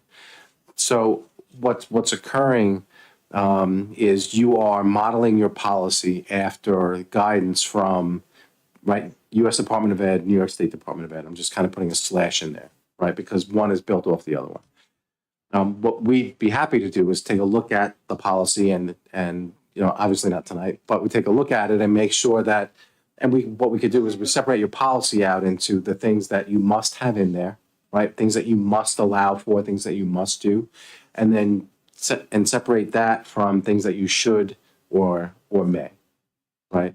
So that way, as a board collective, you can make a decision on those particular topics, and then what happens then is once the policy is solidified, then you have universal enforcement throughout the district, right? Fair? Yes, and I appreciate that, to relook at that again, and just to make sure that we are, everything is, it does include all students, all of that. So I would appreciate that. And I would like to just take this opportunity to ask my fellow trustees how each of you feel about this state education department, I don't know if it's a guidance or whatever, this document that states that it leaves parents out. And if you don't mind answering, I'd like to ask each of you, Marisol, how do you feel about that? I appreciate you asking all of us, but don't single us out. Do me that favor. I was actually going to say that. What was singling? Wait. No, I'm sorry. I just need her to respond. I'm sorry. I'm a little lost here. What did you single her out? She called me by, she singled me out to answer a question by name. Okay, well, you're becoming very rude tonight. This is what you do to Jackie DiLorenzo because you have an issue with me. Why don't you take a breath? Because we all know that social media has you acting all tough right now. I haven't even been on social media. Yes, Marisol, you 100% have. Jackie, But it's okay. you're Jackie, doing exactly what they asked you to do. It's a joke. It's a joke. This My had nothing, God, what a joke. nothing to do with you. So anyway, Jackie DiLorenzo, I was actually going to say that it's a good idea to pull that policy and have it relooked at and have the language should, could, would looked at again. That's my vote on No that. worries. There's going to be a lot pulled tonight for separate votes. A lot. I was going to ask any other trustees, Brian, Jackie, April, if you can perhaps just, because if we're going to reassess this, and if there is something about that we have to keep that does state that the parents are not notified, how do we feel about that? How are we going to proceed with that? I was voting no. So when we did the policy, Advice. excuse me? I said I would follow the council's advice, which he said some other school districts have changed the wording to include all students. So I can say this, and this might help a little bit right now for your purposes right now, and that is, so we're going to look at the policy. So I think you're better off talking about it once we've had an opportunity to talk to you about what those changes are going to look like. and the things that you have to do, right? So you can talk about things that, you have to do. You could, and share your concerns, obviously, but ultimately under the law, our recommendation would be to follow the law, right? And when I say the law, and this is what Dr. Senamore referenced before, right? There's a difference between guidance, right, and the law. And that line kind of got butchered a little bit during COVID, right? Because everything came out in terms of guidelines, right? But you were expected to follow them, right? And if you didn't follow them, the state threatened to take money away, right? That's how that worked out. So we're hoping that what we're doing now is backing away from that a little bit. And the musts that are set forth in that policy, those are coming from whether it's laws, statutes, regulations, or case and decisional law that's telling you that you have to do certain things, right? The mays and the shoulds, that's coming more from guidelines and suggestions from the state or the federal government. Right, but I think the issue is that this board doesn't have any communication skills with one another. And if any board member, or I should say the Jackies, say something to any other board member in regards to, hey, what do you think of this? I'm not answering in public. I'm not being singled out. Well, here's the thing. You were elected by the people, for the children, for the parents to be a spokesperson. You were not placed here to sit on a fence and stand for nothing. So at some point, each board member has to take ownership of where they fall on these things instead of only saying, I'm going to sit on a fence because I don't want to make a decision because I don't want to get anyone mad. Because unfortunately, there's always going to be someone that gets mad because you have to vote. But we are unfortunately with a board of people who, this is what we deal with. I'm not going to be singled out. Okay, I don't know why you were voted in then to just sit here and be empty and rubber stamp things. Thank you, But- Doug. Sure, my pleasure. Thank you. But to that point, to my previous point, for purposes of tonight, better off holding off on that discussion until we can talk about the things that you have to do and versus the things that you may or may not. Thank you. I Yeah. appreciate that. And Marisol, I'm not going to apologize for asking you because we were put here. And I just have to state in all sincerity, I'm really disappointed. Things happened here tonight. And while I'm sitting here on the board and I'm part of this board, I was not involved in any of that went on. I sincerely don't appreciate the tone that I received when I asked you because I was asking you in a very genuine way how you felt. And that's all I have to say about that.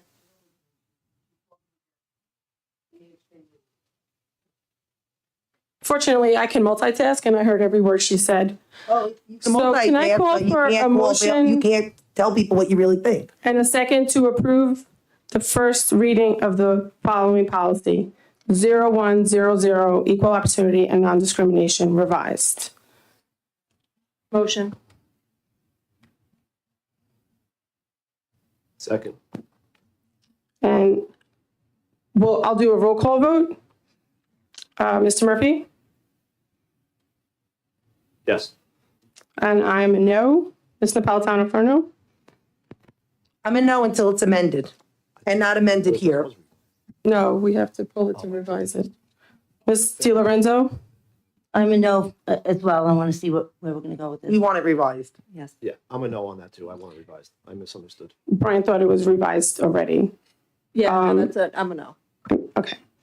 And can I call for a motion and a second to approve 5225 student personnel expression? Motion.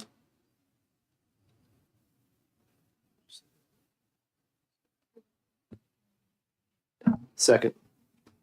And all in favor? Aye. Aye. Aye. Aye. So the superintendent presents the following regulations and exhibits for the Board of Education's edification. 0100R, Equal Opportunity and Non-Discrimination Regulation. 5152-E.2, Parent Affidavit. 5152-E.3, Custodial Affidavit.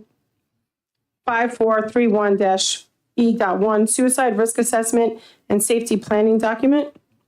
5431-E.2, Parent Guardian Notification Form. 5431-E.3, Return to School Form. 5431-E.4, Student Safety Plan. Now, can I call for a motion and a second to approve the financial matters, items 2 through 7? Motion. Second. Any questions? All in favor? Aye. Can I call for a motion and a second to approve the instructional and non-instructional personnel items as presented? Motion. Second. All in favor? Aye. Aye. Motion carries. All right. I will now open the floor to the first public comment portion of the agenda. This is for consent agenda items only. Does anybody have any questions on the consent agenda? Yeah. No, from the public? No? Okay. So can I call for a motion and a second to approve items 2 through 20? I want things pulled for a separate vote. Okay, which ones? I want number 2 pulled for a separate. Number 2 pulled for a separate vote. Okay. Number 5. Number 6. Number 7.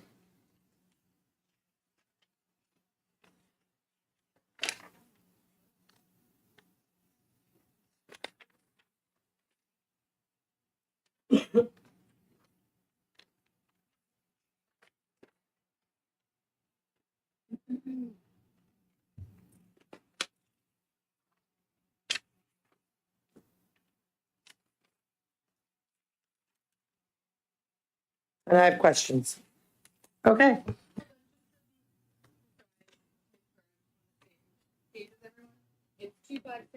Yes.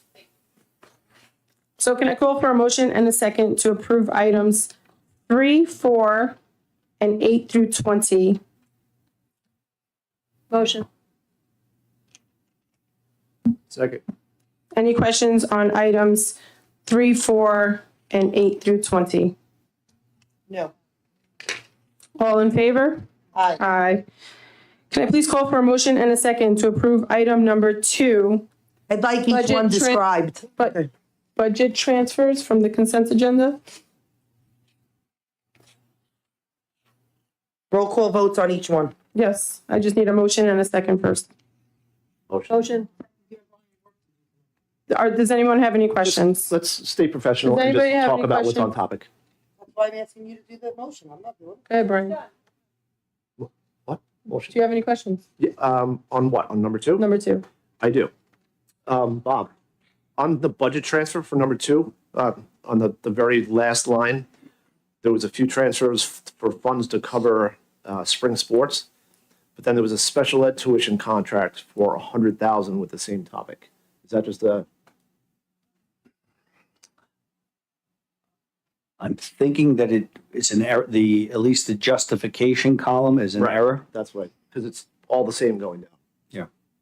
I'm gonna have to look into, because typically we would transfer money from the tuition code to contractual to cover a special education related contractual obligation and not a sports Right. item. Got it. Thanks. Any other questions on number 2? All right, so Thank you, Jackie. Just keep it professional and stop calling me out by name with Brian, little can you digs. please we stop calling table people that one out? till Or the is next Marisol gonna meeting? call another recess because now So you're it's talking amended? to me with disrespect and being a bully? And I am not taking that very well. Why is the I'm not president being a not bully. shutting you I'm down? not being a bully. Why is the president not shutting you down? Marisol, shut me Is she down. biased? Is there a I- biased incident happening here I tonight? have a question on the floor. Is there a biased incident? He spoke to me. There's with no bias. disrespect. Can you repeat the question? Why don't you do something about it, Marisol? I'm just seeing if we need to vote on it or we can table it till the next meeting. Okay. Just keep calling my name. Do I need a vote? You let Bob know. Okay. So can I have a motion and a second to table item number 2 till the next meeting? when it's amended? Absolutely, I was voting no to it. Second. Yeah, I need a motion and a second first. No, I don't, I'm not a motion or a second. You can have the other ones do that, please. I'm a motion. Second. Okay, so all in favor to table it? Aye. Aye. Keep talking to yourself, Brian.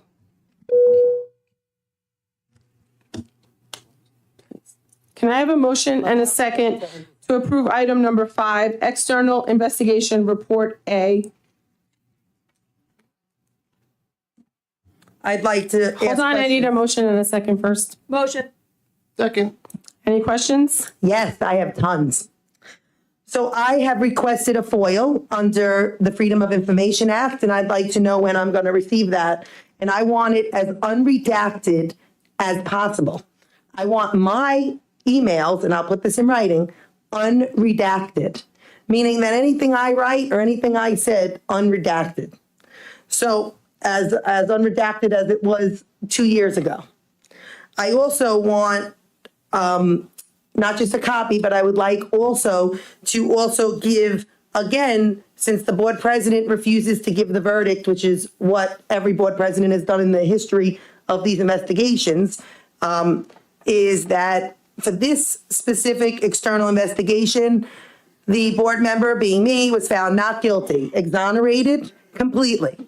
The wording was, and I quote, significant evidence of no wrongdoing, and found that the issue was not the board member in question. That was the wording of the exact. I would like to see that in my FOIL since I've now made it public knowledge. So you actually gave the verdict at the last board meeting. Yes, and I think all we're doing is acknowledging that.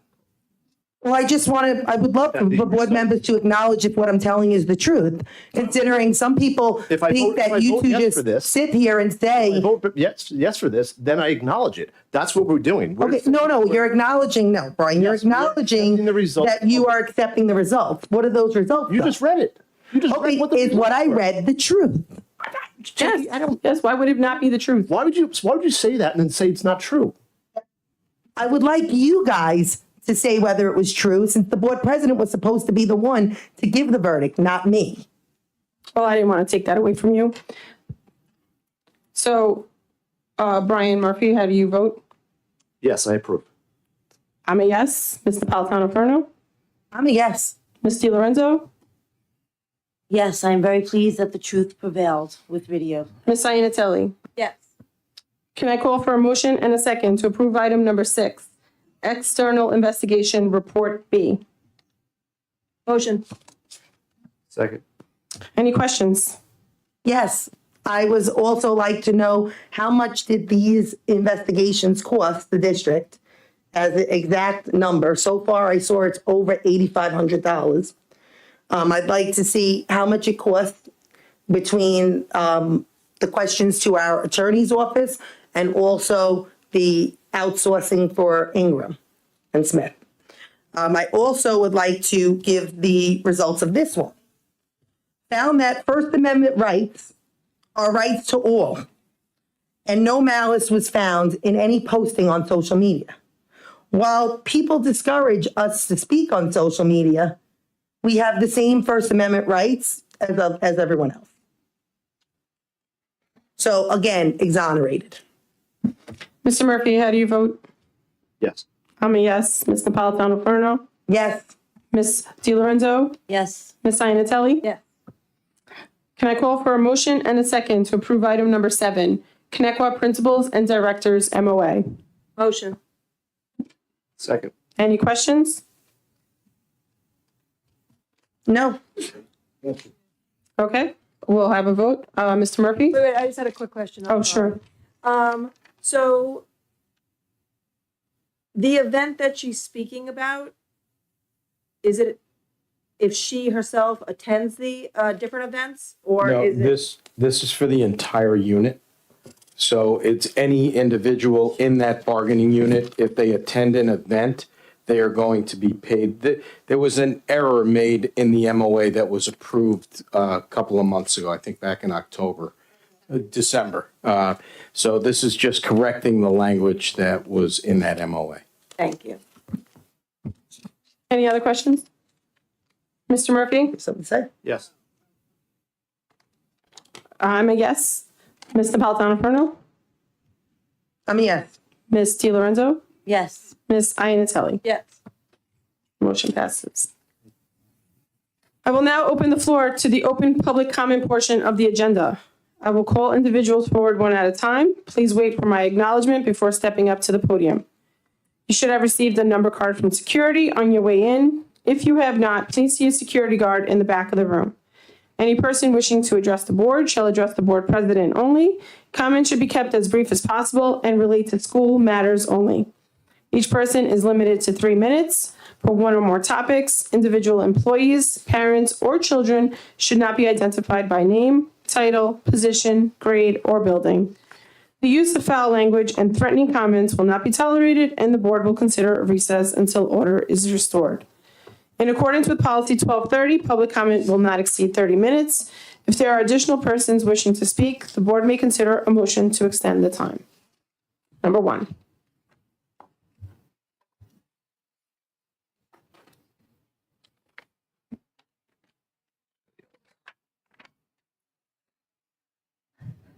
Okay. Nobody wants to be told they're wrong.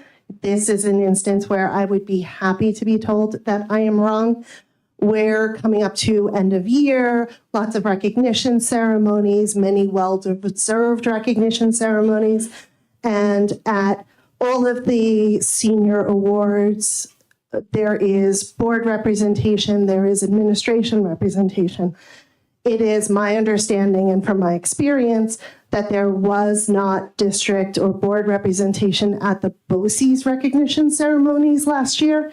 And I know that there is a resurgence of interest in the BOCES programs on this board. And I would like to make a plea that there is Connecticut representation at those recognition ceremonies. Yes, thank you. Last year, we were not informed of the dates, but we have made it a point to be informed of this year. So yeah, they don't give dates now. Like last year, it was, my son's was June 7th. I think I found out a week beforehand. So they leave it really till last minute.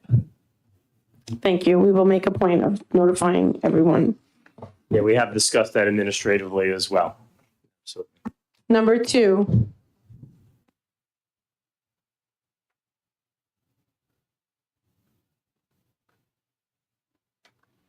I actually, let's see how this. I actually have a positive comment. That is that they were talking about Veterans Day. And I think one of the events I went to at the high school, they had a few teachers who were veterans, and they had them there in the ceremony sitting. And I think we should try and do that more. If there's a ceremony at another school, and that school in the district has a teacher or a staff member or someone who is a veteran, they should be invited down too. That was very nice to see the other veterans sitting there who were teachers and I guess high school staff. Thank you. Thank you. Number 3.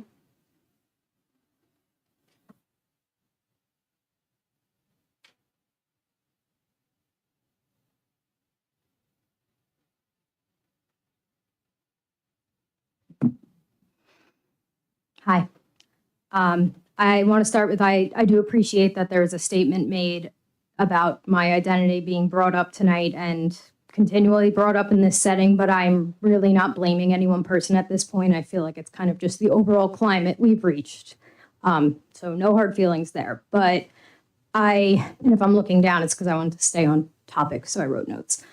So I feel like transparency is the recurring theme that we see over and over again. I agree it has like probably the most important role in building trust, effective communication, but I assume we're using the definition of transparency as it relates to transparency in government, obviously like not the window transparency. So that says specifically that it's to promote accountability and provide information to the citizens about what their government is doing. I personally feel that we have the transparency thing going on. We're lacking the accountability. And to be clear, I'm not excluding myself from any of the stuff that's about to come out of my mouth.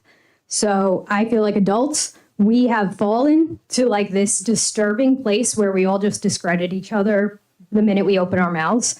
without even hearing what anyone has to say. And it's almost all based on like a personal dislike that's stemming from a rumor, that's stemming from a social media page that is posted by an anonymous person. So it's like this weird ripple effect we're experiencing. And I'm like kind of tired of being used as like a pawn at this point for all of that. And that's how I feel. I'm a human. I dealt with having a personal struggle with mental health and substance use used as a punchline over the past year more than once.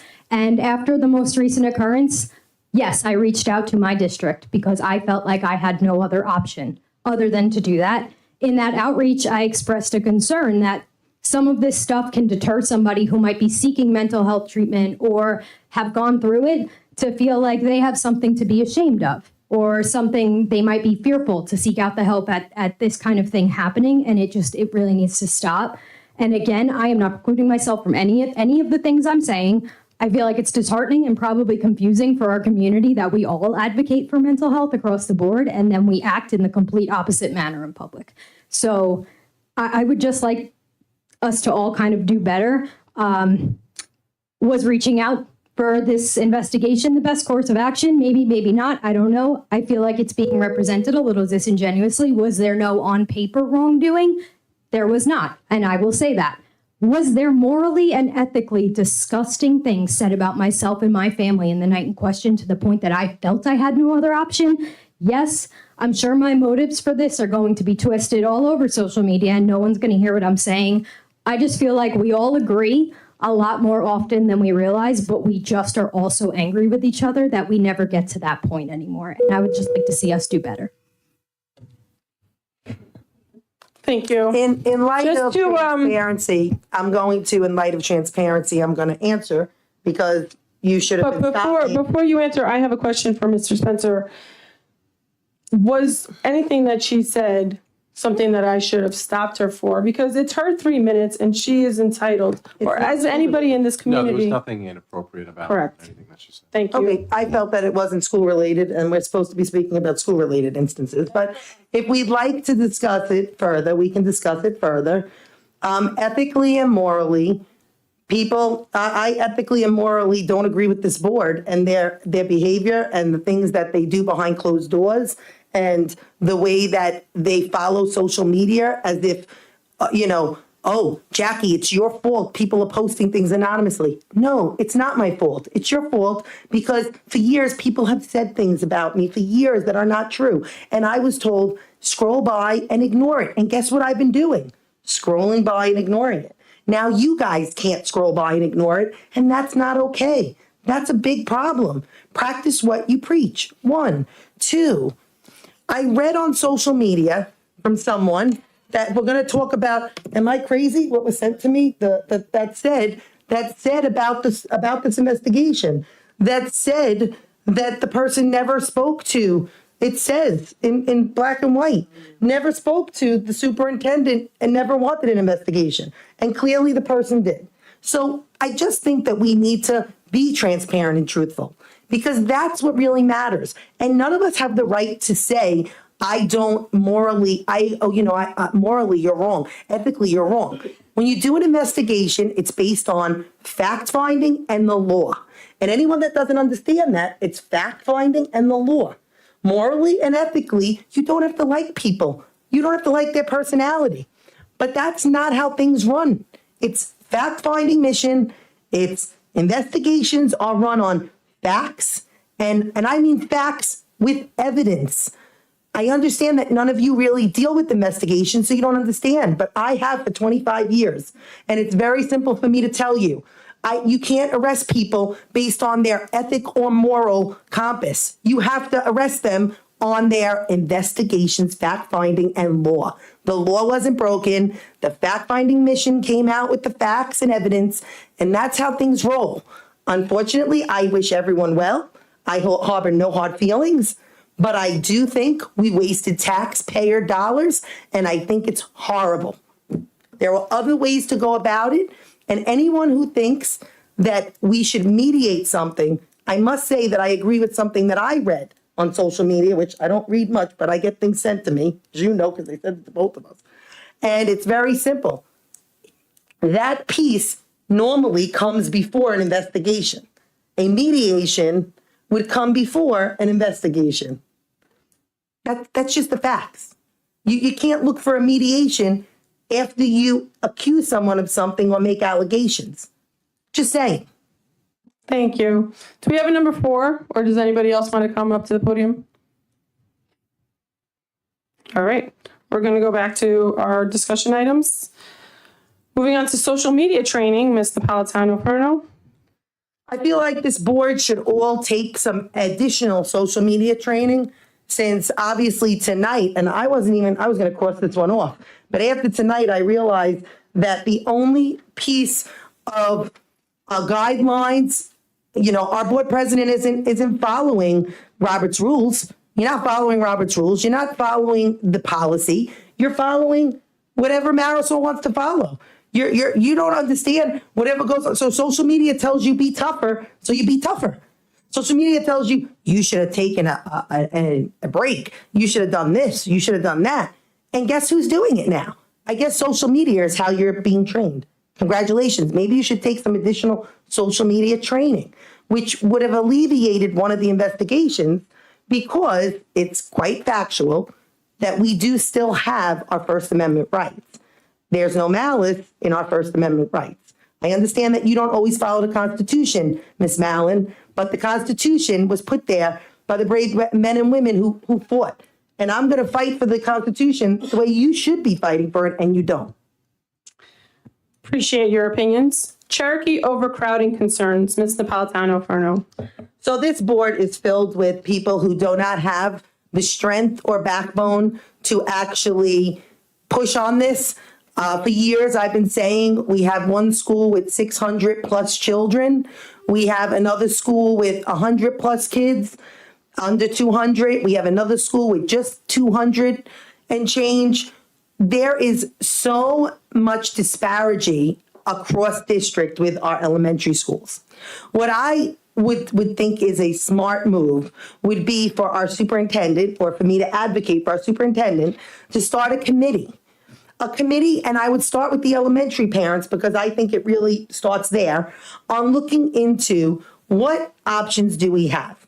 I know that nobody likes the word rezoning, and many of these board members don't even understand what that means, but rezoning is something that could alleviate the... Brian, could you please show some respect while I'm speaking? I show respect. Okay, well, you're speaking. Why don't you turn on your mic if you want everybody to hear what's coming out of your mouth? Thank you, Jackie. Continue so we can. Okay, so again, these are things that we can approach with the help of the parents, where maybe it's not rezoning, because that's something that children would have to be moved. Maybe it's using a method where I know other districts were able to phase it out. So your children were in the school until a certain time, and then it phased out so that the kids all stayed together. Either way, we have to come up with something, because we cannot continue to allow one school on the north side to have, burst at the seams, be told there's not enough classrooms. There's not enough this, there's not enough that. If we're not going to do that, then we should really look into next year, where are we doing? I know that we moved the pre-K out, but maybe there's other things we need to move to other buildings and say, give this building a break. There is too much in one building and not enough in other. Some parents feel like their children are not getting a private education in a public school, like some other schools they feel are private. This is a public education. It should be public education for all. It's amazing that we have a couple of schools with a much lower number of students, and that they benefit from smaller class sizes. I would never take that away, but I do think that it would also help if 100 students weren't in, let's say, Cherokee, and were filtered to other schools. Now you're making a little, because what are we doing going forward? If the numbers start to go up again, what are we going to do with Cherokee? There's over 600 students there. How many classrooms are available? How much room do we have there? Are we going to have 26 in one school in a classroom, but only 12 in another?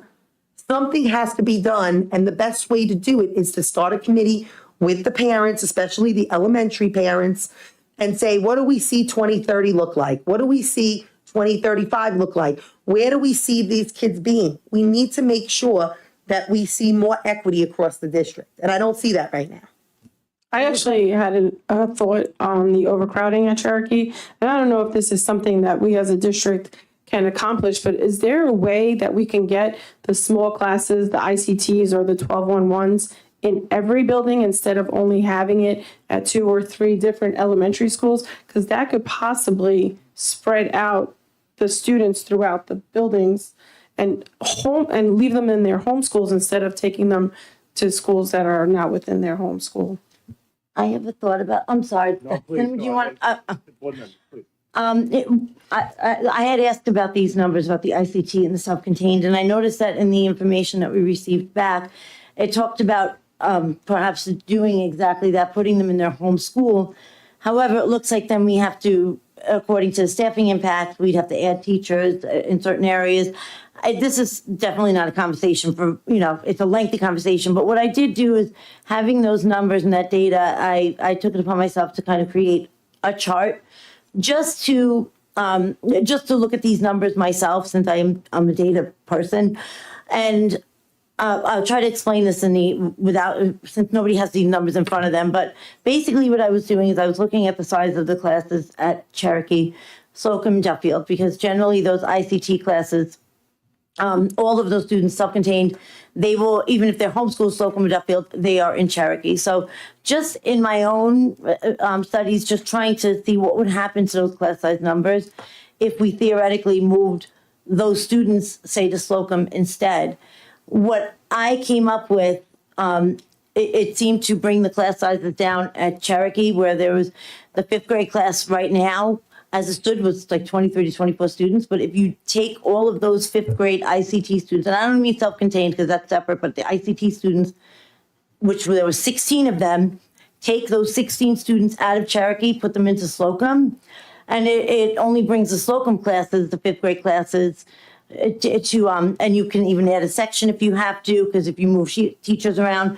So this is just kind of something I was looking at for myself as a talking point, perhaps moving, not necessarily them going to the homeschools, because then you do have to add an ICT teacher. You need to add all of these staffing positions, but taking the whole chunk of them over time.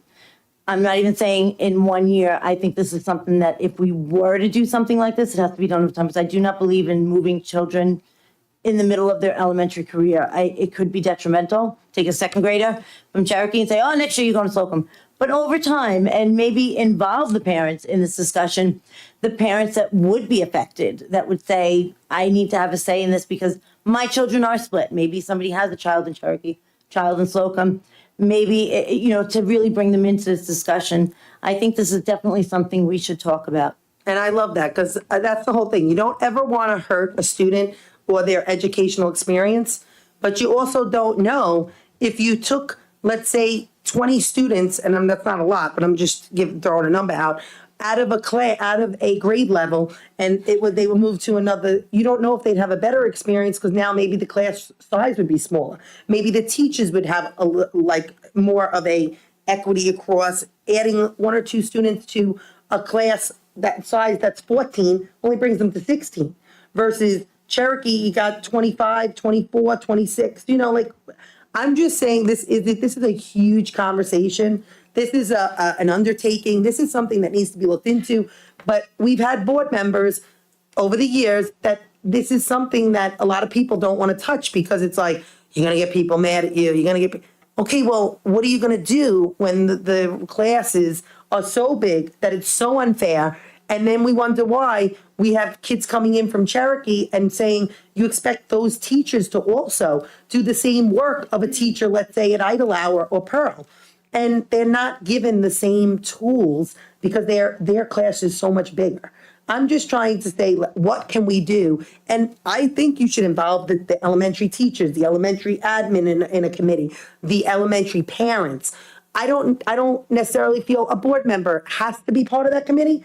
I would love to be part of that committee, but I think that it really needs to be those people. The people who have skin in the game need to know, maybe community members that have experience in this. this needs to be spoken about because there are other ways creatively that you can do something like this without hurting the students or the community.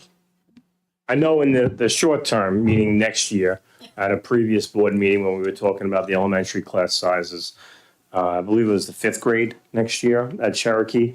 And we talked about, as we continue with the budget process, to look to add a 5th grade section because, I know it's a priority of the board when we look at whether it's 2 middle schools or 7 elementary schools in terms of that equity component, looking at as much commonality, consistency with class sizes. So that has been a focus for next year with the 5th grade at Cherokee. I know a few years ago. Has the whole board actually said that? Because I only know of myself and Jackie who have fought for smaller class sizes.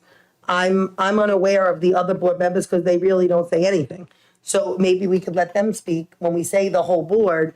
I've never heard the whole board actually say that. I've actually heard board members say to me that Jackie, it costs more money, and which it does. So that's a way to look at it as well.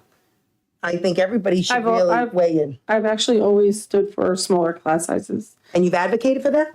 Yeah. And you have? When? Yes. In my 3 years on the board, I don't recall you ever advocating side by side. Okay, you don't fighting have to recall it. Well, I recall I should recall it because I used to fight for it all the time. And I recall you making a comment in public. Year. I agreed with you every year. Actually, you made a public comment, but I'll see if we can, if someone can find it, because I know they like doing that. So I know a number of years ago, the district did an enrollment study.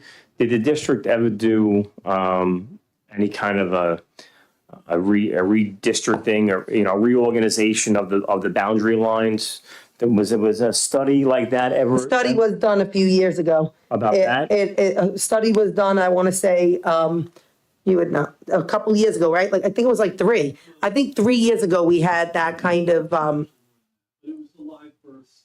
Yeah. The student population. I never saw it to the detail that it gives by neighborhood. Well, that sounds like an enrollment. What about the? No, it was we actually got paper. Right. So I don't know the specifics because it's pretty much everybody sitting at this board or at this table. So we did do an enrollment study that was pretty recent.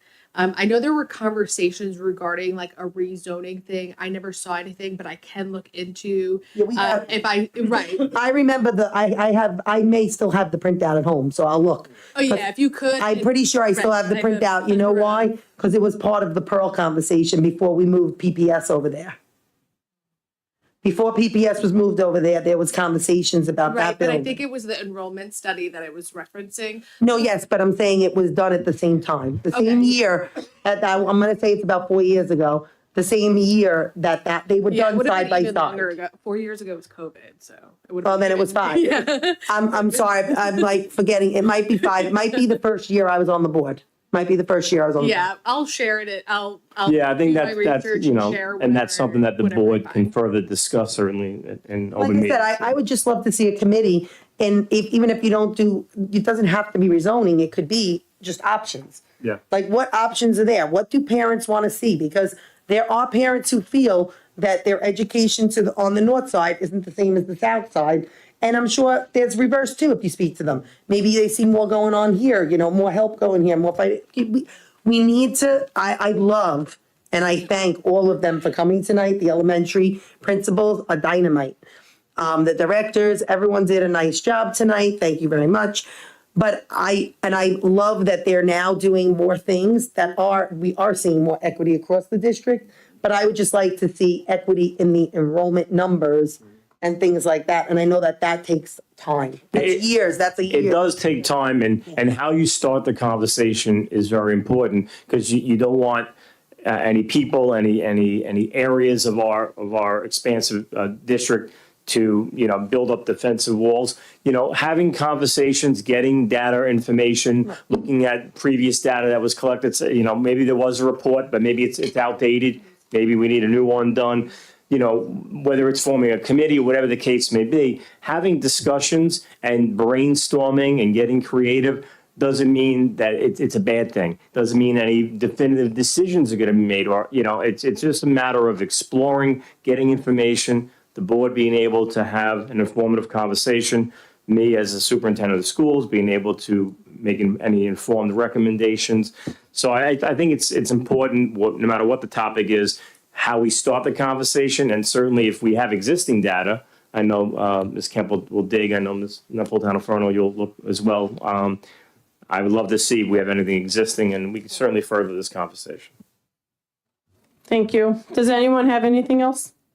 I do actually. We never got to finish the lunch, so I did have a few questions that I wanted to ask about. And I apologize. It's getting late, so I'm a little tired at this point. But I just wanted to ask about. I know you had said that for every breakfast that's served the district, that's $1. For every lunch, we get $3.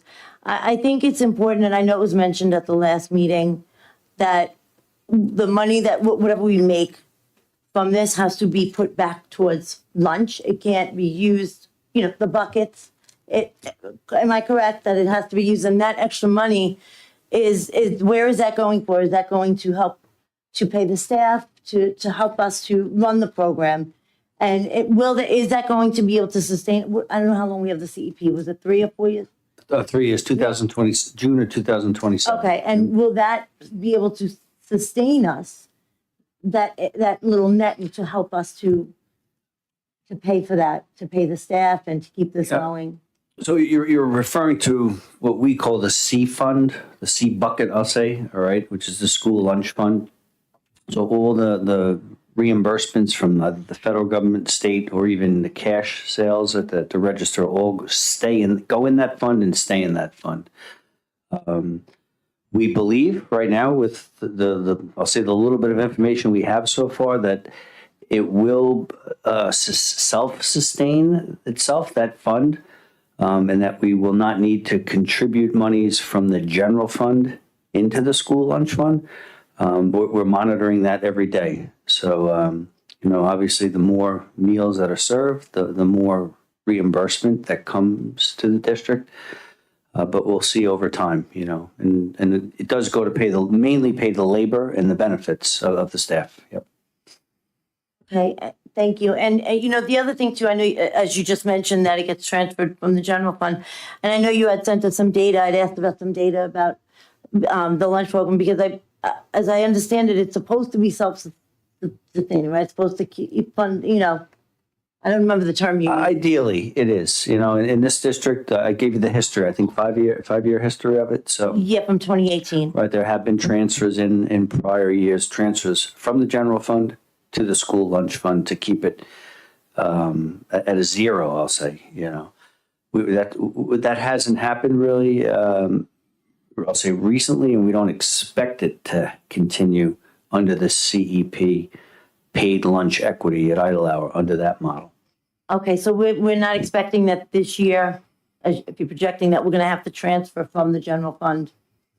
Right, this year as we speak, that's correct. Okay. And even for next year, we even reduced the amount that we're budgeting to, if we had to transfer. Okay. Let's say it didn't materialize the way we thought, we reduced it to a minimum number. Okay. And a few other questions about this, because I noticed in 2022, and I don't know I apologize if you don't have this in front of you, it looked like we actually had a profit of $620,347. So we didn't have to, obviously with that profit, we didn't have to transfer from the general fund, but where did that $620,000, where did that go after that year? Yes, I think you're referring to the year where that was post-COVID, where the we got a lot of federal. We got over $3 million in federal. Right, every student who wanted a free lunch meal throughout the district. I think breakfast was only served up at the high school. We received the reimbursements at the highest free rate, so that's why that number is so high. When you say where it stays within the fund, the monies cannot be transferred out of that fund. So my guess is it stayed positive that year. It ended on a positive note, and then it carries over to the next year. So I'd have to look. I'm not. Okay, because I thought that actually, when there was a surplus at the end, it would have to go into reserves. But I'm not. That's what I'm asking, because I'm not 100%. It stays in that C bucket, that C fund. Yep. Okay, and does it help to pay for the following year? It goes towards the next year. Exactly. Yep. Okay. All right. Thank you. You're welcome. And I'd like to ask my question to the board member, very simply. April, what you said when the cameras went off, can you say again? You had stated that you had wanted, whether it was in your idea to save money, you wanted to circumvent paying health care to our staff that contractually are entitled to it once they go full-time. Unfortunately, this topic seems to be very toxic and argumentative, and I don't want to get into an argument at 11:20 at night. So if that's where this is going, I'm going to prefer not to answer your question. So you could answer the question when the camera wasn't rolling. I would have asked the question the whole time, but you were yelling over me. Okay, well, I'm asking you. Why do you Okay, I guys have didn't use- such a hard time giving transparency? The word is not circumvent. If you wanted to know my idea, I said we should have hired staff and all work the same 4-hour shifts that we've always been working. It's not circumventing, it's being financially responsible for the district. Did Thank you. Okay, did you also say they make, I'm asking a question. Did you also make a statement that it's crazy for us to pay staff healthcare benefits, that's $40,000 for a family plan, when 90% of people in this unit do not make that kind of money a year? Did you not say that? Am I hearing things? It actually wasn't said like that. It's something similar, but I'm not going to get into it. Thank you. Thank you. I need a motion and a second. Motion. To move into executive session in accordance with Opens Meeting Law, Section 105F, employment history of a particular person's. We're actually going to go back into executive, and when we come back, we are just going to adjourn. We're not going. So I need a motion and a second. Motion. Second. All in favor? Good night.